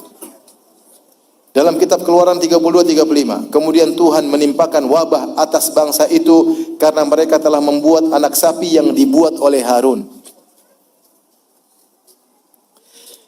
Tentang Nabi Daud berzina dengan istri prajuritnya. Ini singkat saja. Jadi Nabi Daud satu hari bangun pagi, jalan-jalan di atas, lihat ada perempuan cantik. Siapa tuh? Oh, itu istrinya anak buahmu, panggil sini, suruh ke sini. Dipanggil, digauli sama Nabi Daud, terus punya anak. Suaminya masih hidup, masih. Sudah kirim perang, cari penjahat yang paling biar dia mati duluan. Ternyata mati. Luar biasa. Kok bisa Daud alaihissalam seperti ini? Ngambil istri orang, suaminya suruh perang biar mati. Apa pantas seperti itu? Dalam Islam bagaimana? Nabi Daud dipuji. Nabi SAW puji solatnya, puji puasanya. Luar biasa. Karena Daud ya'kulu min amali yadi. Daud makan dari hasil makannya sendiri. Nabi sering mencontohkan Nabi Daud. Kita disuruh mengikutinya. Ini dalam kitab Samuel di luar Taurat. Nabi Sulaiman di akhir hayatnya murtad dan menyembah berhala. Sebab itu Tuhan menunjukkan murkanya kepada Salomo, itu Sulaiman. Sebab hatinya telah menyimpang dari Tuhan. Coba dalam Islam, Nabi Sulaiman meninggal dalam kondisi sholat, subhanallah. Luar biasa. Lagi sholat pegang tongkat, meninggal. Ini murtad. Gimana ceritanya? Nabi yang mereka yakin yang bikin haikal Sulaiman siapa? Sulaiman alaihissalam. Kenapa dibilang murtad? Sebab hatinya, Tuhan menunjukkan murkanya, Tuhan marah sama Nabi Sulaiman. Sebab hatinya telah menyimpang dari Tuhan, Allahnya Israel, yaitu Tuhannya Israel. Allah maksudnya Tuhannya Israel. Yang telah 2 kali menampakkan diri kepadanya. Dan yang telah memerintahkan kepadanya dalam hal ini supaya jangan mengikuti Allah-Allah lain. Itu jangan ikuti sembah Tuhan-Tuhan lain.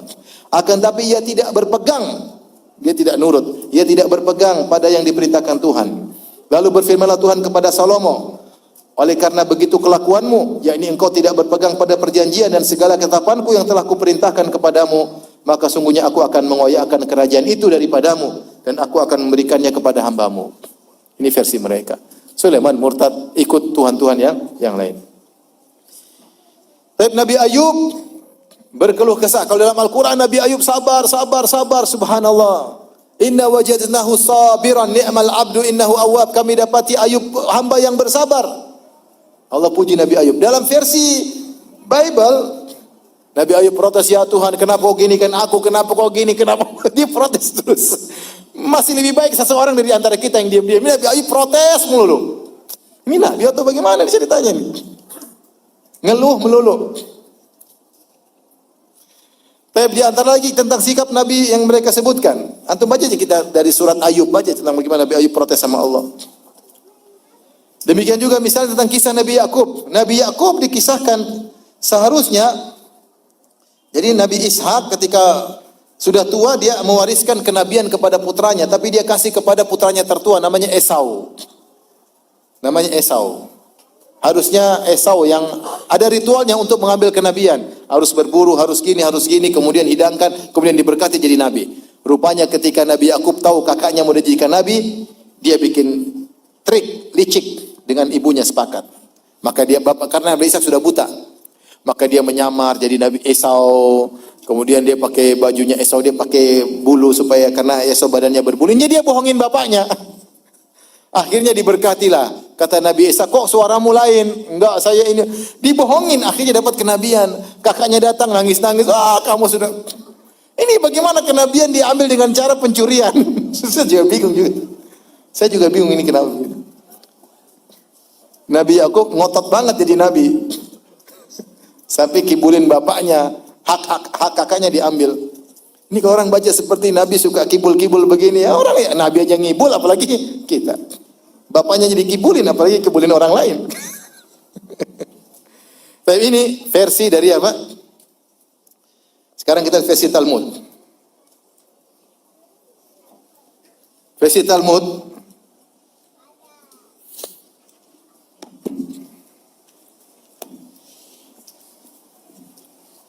Saya ringkaskan di sini ada semuanya nas-nasnya. Di antaranya mereka punya pendapat sebagian hakhomat mereka karena Talmud itu kumpulan perkataan para ulama, paham? Disebut hakhomat. Syarah seperti kitab fikih lah. Kitab tafsir, syarah dari Taurat atau syarah dari wahyu yang tidak tertulis.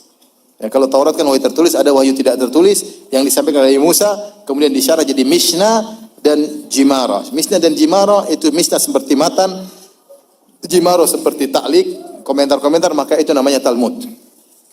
Sebagian hakhomat mereka, sebagian pendeta mereka meyakini bahwasanya kenabian bisa diusahakan. Ini di antara keyakinan mereka tentang para nabi, akidah mereka tentang para nabi. Kata sebagian mereka meyakini kenabian bisa diusahakan. Dan itu seperti keyakinan para filsuf. Seperti Ibnu Sina, Al-Farabi, mereka meyakini bahwasanya kenabian itu bisa diusahakan. Seorang kalau berusaha membersihkan dirinya, dia keluar dari sisi materinya menjadi non materi, maka dia bisa jadi nabi. Connecting dengan Ruhul Kudus. Taib. Kemudian di antara keyakinan mereka, Allah bisa menarik kembali kenabian kalau nabinya error. Ini tarik kenabian. Ini tidak bisa, dalam Islam tidak bisa. Allahu a'lamu haitsu yaj'alu risalatah. Allah tahu siapa yang jadikan nabi. Ini jadikan nabi, ternyata nabinya error, tarik lagi deh. Berarti Allah salah pilih sejak awal, paham?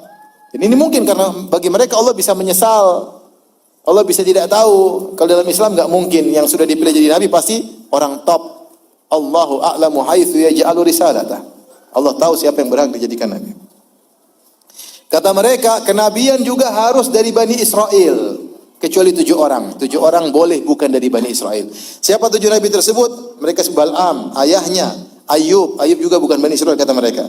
Kemudian Elifaz At-Taimani, Bildad, kemudian Sawfar An-Nu'mani, dan Elihu bin Barahil Al-Buzi. 7 orang. Kata mereka ini yang boleh nabi selain Bani Israel. Makanya mereka menolak Nabi Muhammad. Nabi Muhammad tidak boleh jadi apa? Nabi.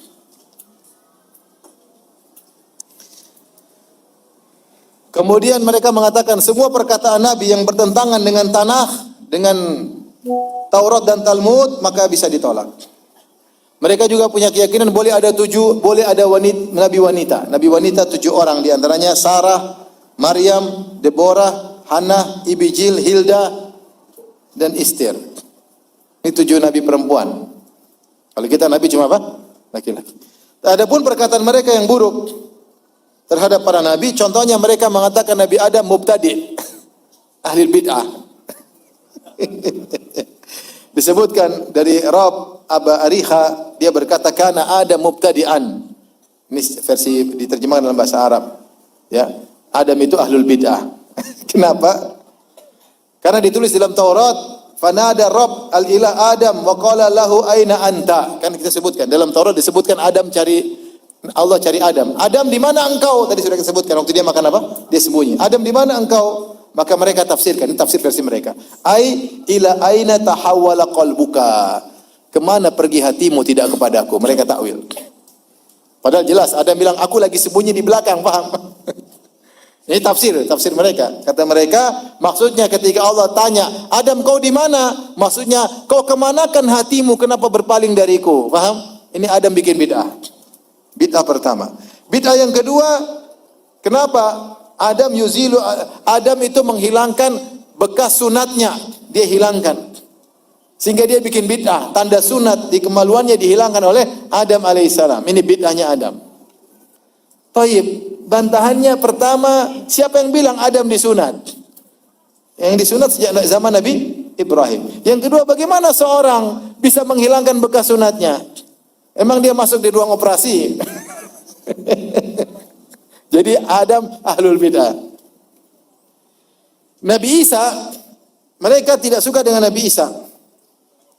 Kenapa? Ada dua sebab buat mereka Nabi Isa. Disebutkan ya dalam pernyataan mereka. Kenapa mereka tidak suka dengan Nabi Isa? Dua alasan. Dalam Injil Yohanes disebutkan Yahudi itu tidak suka dengan Nabi Isa karena Nabi Isa dituduh anak zina. Anak zina. Dalam Yohanes 8:40-41. Ya.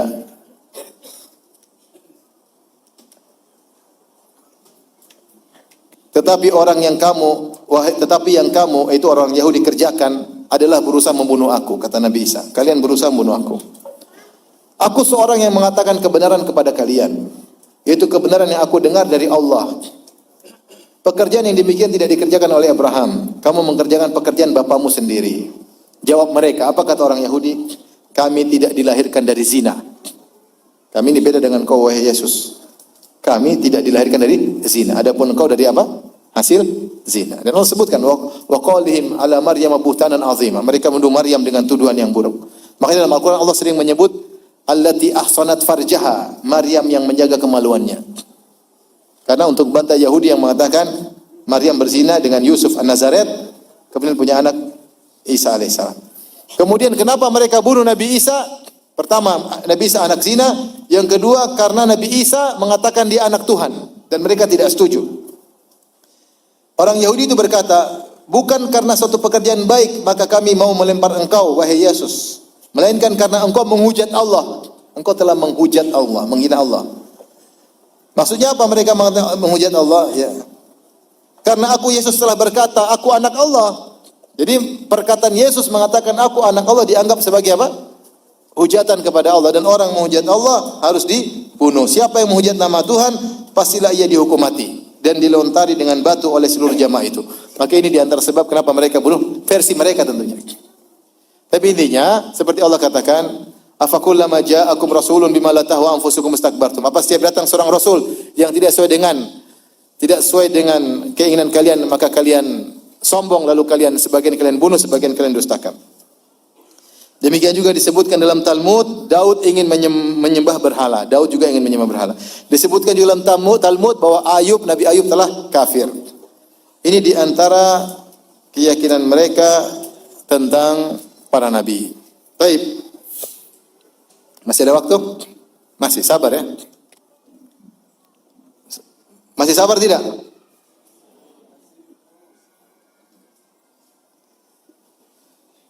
Masih banyak ya pembahasan akidah tentang hari akhirat, akidah.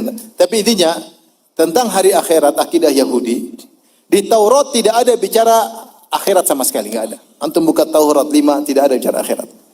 Ini membuktikan bahwasanya Taurat itu menyimpang. Dalam Al-Quran hampir setiap lembar ada bicara akhirat, ya tidak? Dan dunia cuma sebentar.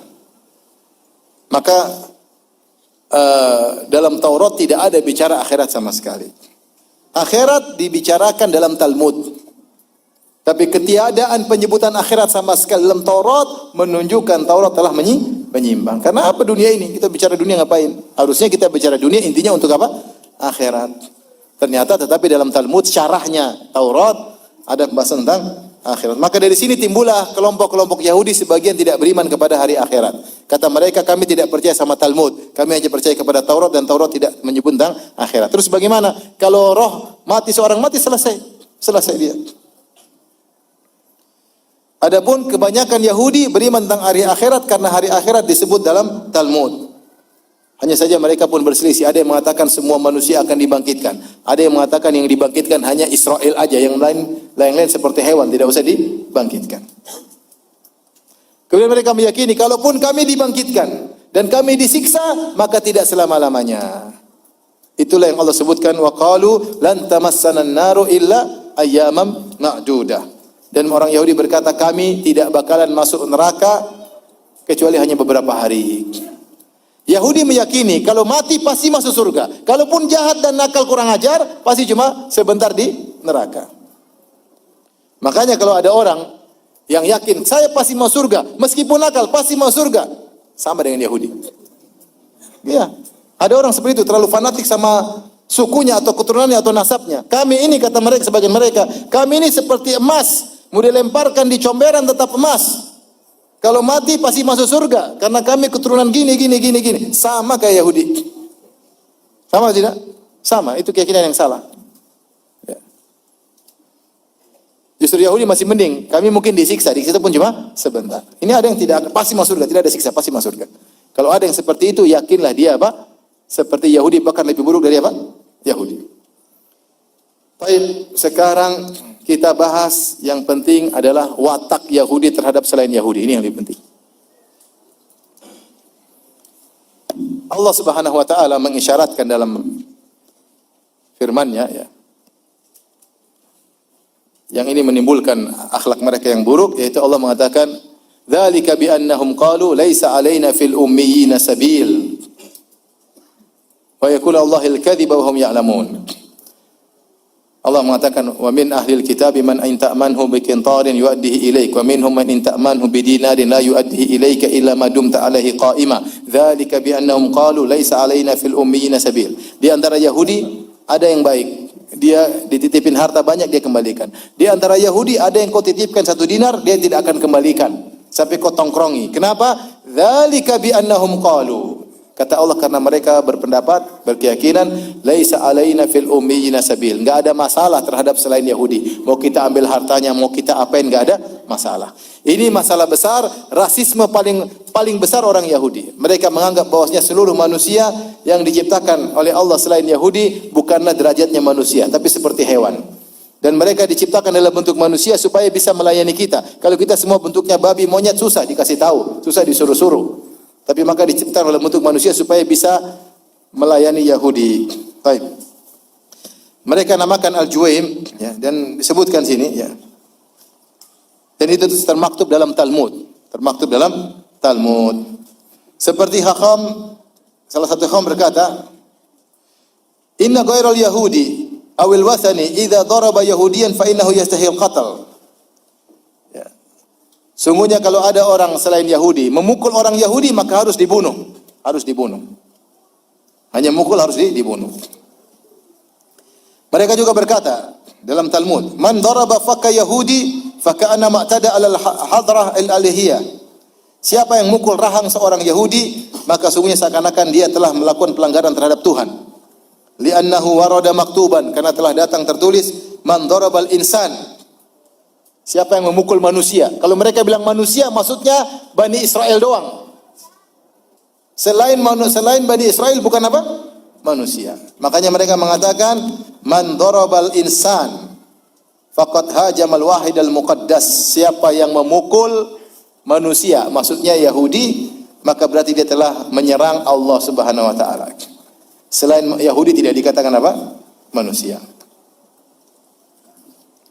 Dalam teks yang lain dalam Talmud, allama ulama kami telah mengajarkan, man sakaba dahnal mashah alal ba'im awil awani laisa mudhniban wa idza sabbahu alal juwim ghairil yahudi aw alal mayyit falaysa mudhniban aidan. Asy-syari'ah fi sya'nil bahaim wal awani sahihatun idz warada maktuban ala jasadil insanin la yuskab. Jadi kata mereka, tidak boleh menuangkan minyak tertentu kepada manusia. Siapa yang menuangkan minyak ini kepada manusia, maka berarti dia berdosa. Dan kita sudah tahu kalau mereka bilang manusia, maksudnya siapa? Yahudi doang. Oleh karenanya kata mereka, siapa yang menuangkan minyak ini kepada hewan, enggak ada masalah. Siapa yang menuangkan minyak ini kepada selain Yahudi, enggak ada masalah karena sama dengan hewan. Tapi kalau kepada manusia, jadi mereka enggak anggap kita tuh manusia, ikhwan. Antum dikira ente manusia. Ente bukan manusia menurut Yahudi. Kemudian mereka jelaskan, kenapa kalau dituangkan minyak kepada Juwaim, yaitu manusia selain Yahudi, dianggap tidak dianggap berdosa? Bukankah mereka termasuk jenis Bani Adam? Maka mereka bantah, la, tidak. Karena tertulis dalam kitab suci mereka, wa antum ya ghanami ghanamu mar'aya unasun antum. Karena kalian yang manusia itu kalian, selain kalian bukan apa? Manusia. Fasummitum antum unasan, maka kalian yang dinamakan manusia. Amma juwim falaisu yusammau insanan. Adapun selain Yahudi tidak dinamakan manusia. Jadi kita enggak dianggap manusia. Ini dalam Talmud Sifr apa ini? Kritut. Saya juga enggak punya bukunya, tapi kalau ada saya ingin punya. Disebutkan. Jadi mereka sebut dalam Talmud, kita ini bukan manusia.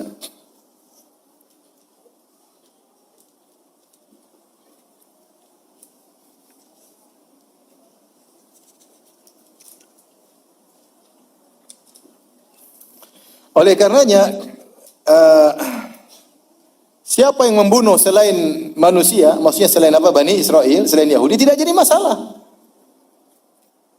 Mereka sebutkan dalam Mishnah tadi disebutkan apa? Matan, kemudian sarahnya apa? Al-Jimara, itulah Talmud. Dalam Talmud disebutkan, man ahlaka nafsan wahidatan min Israel faka'annama ahlaka dunya kullaha. Wa anna man hafidha nafsan wahidatan min Israel faka'annama hafidha dunya kullaha. Siapa yang membunuh satu jiwa saja dari Israel, maksudnya dari Yahudi, maka seakan-akan dia telah membunuh seluruh manusia. Dan siapa yang menyelamatkan satu jiwa dari Israel, seakan-akan dia telah menyelamatkan seluruh manusia di atas muka bumi ini.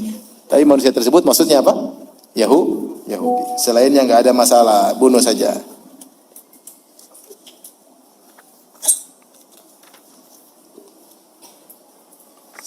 Dan banyak ya. Intinya, dan manusia yang paling mereka benci suku Arab. Yang paling mereka benci suku Arab. Intinya dalam nas-nas Talmud dikatakan, wajib bagi seorang Yahudi kalau bermuamalah dengan non-Yahudi harus dengan riba. Sesama Yahudi tidak boleh riba, dengan non-Yahudi harus apa? Riba. Kalau seorang Yahudi menemukan harta dari non-Yahudi, tidak usah dikembalikan.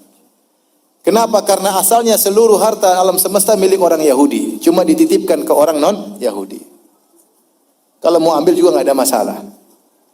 Siapa orang Yahudi mendapati non-Yahudi masuk dalam lubang, jangan ditolong, justru taruh batu biar dia mati. Tidak mengapa bagi lelaki Yahudi berzina dengan wanita, karena wanita selain non-Yahudi hukumnya seperti hewan. Seperti itu mereka sebutkan. Nah, terus bagaimana kita berharap orang seperti ini mau baik-baikan sama kita? Mereka rasisme terlalu tinggi. Kalau mereka mudah membunuh para nabi, apalagi cuma teman-teman kita, saudara kita di Palestina. Mau anak kecil, mau apa, enggak punya hati. Mereka hewan semua. Ini hewan perempuan, ini hewan anak kecil, hewan semua. Bunuh enggak ada masalah. Kalau hewan mengganggu dibunuh atau tidak? Dibunuh. Itu keyakinan mereka. Jadi wajar jika mereka kemudian bengis. Jadi gampangannya tidak ada halal haram antara Yahudi dengan non-Yahudi. Halal haram cuma Yahudi dengan Yahudi. Selain dengan Yahudi tidak ada halal haram. Baik. Adapun yang Allah sebutkan dalam Al-Quran tentang sifat-sifat mereka ada. Ya, yang itu semua dibangun di atas hal ini bahwasanya kita ini hanyalah seperti hewan, ya. Karena kita seperti hewan, maka akidah mereka asal-asalan, ya. Sikap mereka sembarangan, terserah mereka karena kita dianggap seperti hewan. Contohnya, seperti Allah sebutkan dalam Al-Quran misalnya, mereka menyembunyikan kebenaran. Ya ahlal kitab lima talbisunal haqqa bil batil wa taktumunal haqqa wa antum ta'lamun. Surat Al-Imran 71. Wahai ahlul kitab, kenapa kalian menyembunyikan kebenaran? Mencampurkan kebenaran dengan kebatilan dan kalian menyembunyikan kebenaran padahal kalian mengetahui. Jelas mereka tahu. Di antaranya mereka tahu Muhammad adalah nabi terakhir tapi mereka sembunyikan, ya. Mereka sembunyikan. Padahal mereka ya'rifunahu kama ya'rifuna abna'ahum. Kata Allah, mereka kenal Muhammad seperti mengenal anak-anak mereka. Allah gambarkan luar biasa. Kita kalau punya anak, kita kenal betul enggak? Kita kenal betul sifat-sifatnya, fisiknya, mainnya di mana, temannya siapa. Itu ada semua dalam Taurat. Kenapa mereka kemudian tinggal di Madinah atau di Khaybar? Karena mereka tahu Nabi terakhir akan muncul dan dia berhijrah di Hijaz. Yang di Hijaz tersebut banyak kormanya. Dua kota yang banyak kormanya ketika itu. Madinah sama apa? Sama Khaybar. Maka mereka tinggal di situ nunggu kedatangan Nabi terakhir. Bahkan kalau mereka lagi ribut sama suku Al-Aus dan suku Al-Khazraj, mereka berkata, sebentar lagi akan datang seorang nabi dan kami bersama nabi tersebut akan ngabisin kalian.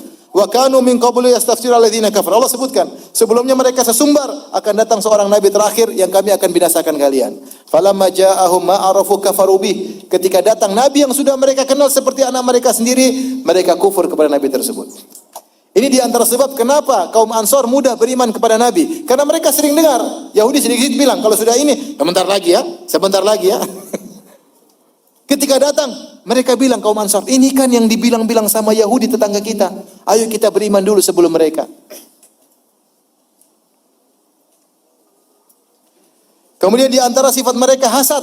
Kata Allah Subhanahu wa taala, "Wadda katsirun min ahlil kitabi law yaruddunakum min ba'di imanikum kuffaran hasadan min 'indi anfusihim min ba'di ma tabayyana lahumul haqq." Sungguhnya orang-orang Yahudi berkeinginan, berangan-angan banyak di antara mereka agar bisa mengembalikan kalian kufur kembali. Mereka senang kalian kafir seperti dulu, wahai suku Ansar, seperti suku Aus Khazraj sebelum datang Islam. Mereka ingin kalian kafir. Kenapa? Hasadan, karena mereka hasad. Mereka hasad. Hasadnya luar biasa. Allah berfirman, "Am yahsudun nasa ala ma ta'allahu min fadli." Apa kalian hasad kepada orang lain yang Allah berikan kepada kemuliaan kepada mereka? Mereka hasad ada orang Arab punya nabi namanya Muhammad sallallahu alaihi wasallam. Mereka hasad luar biasa. Mereka juga melakukan kerusakan. Kata Allah, "Kullama auqadu naran lil harbi atfa'aha Allah." Setiap mereka menyalakan api peperangan, Allah padamkan. Wa yas'auna fil ardi fasadan, dan mereka melakukan kerusakan di atas muka bumi. Semua kerusakan, perfilman yang pegang Yahudi, perbankan yang pegang apa? Yahudi. Pornografi yang pegang apa? Yahudi. Semua Yahudi yang bikin rusak. Medsos yang pegang apa? Yahudi. Ini kenyataan, bukan main. Mereka yang pegang semua, mereka rusak semua. Jadi kaum muslimin benci Yahudi tapi ikuti semua program mereka. Ini jadi masalah. Kaum muslimin benci sama Yahudi tapi ikut program mereka. Semua hiburan-hiburan mereka ikuti. Mereka tidak tahu di balik ini semua yang bikin apa? Yahudi. Mereka melakukan kerusakan di atas muka bumi. Di antaranya mereka merusak tafsir-tafsir firman Allah, yuharrifunal kalima an mawadhihi. Mereka mentahrif, menyimpangkan tafsiran ayat-ayat Allah Subhanahu wa taala.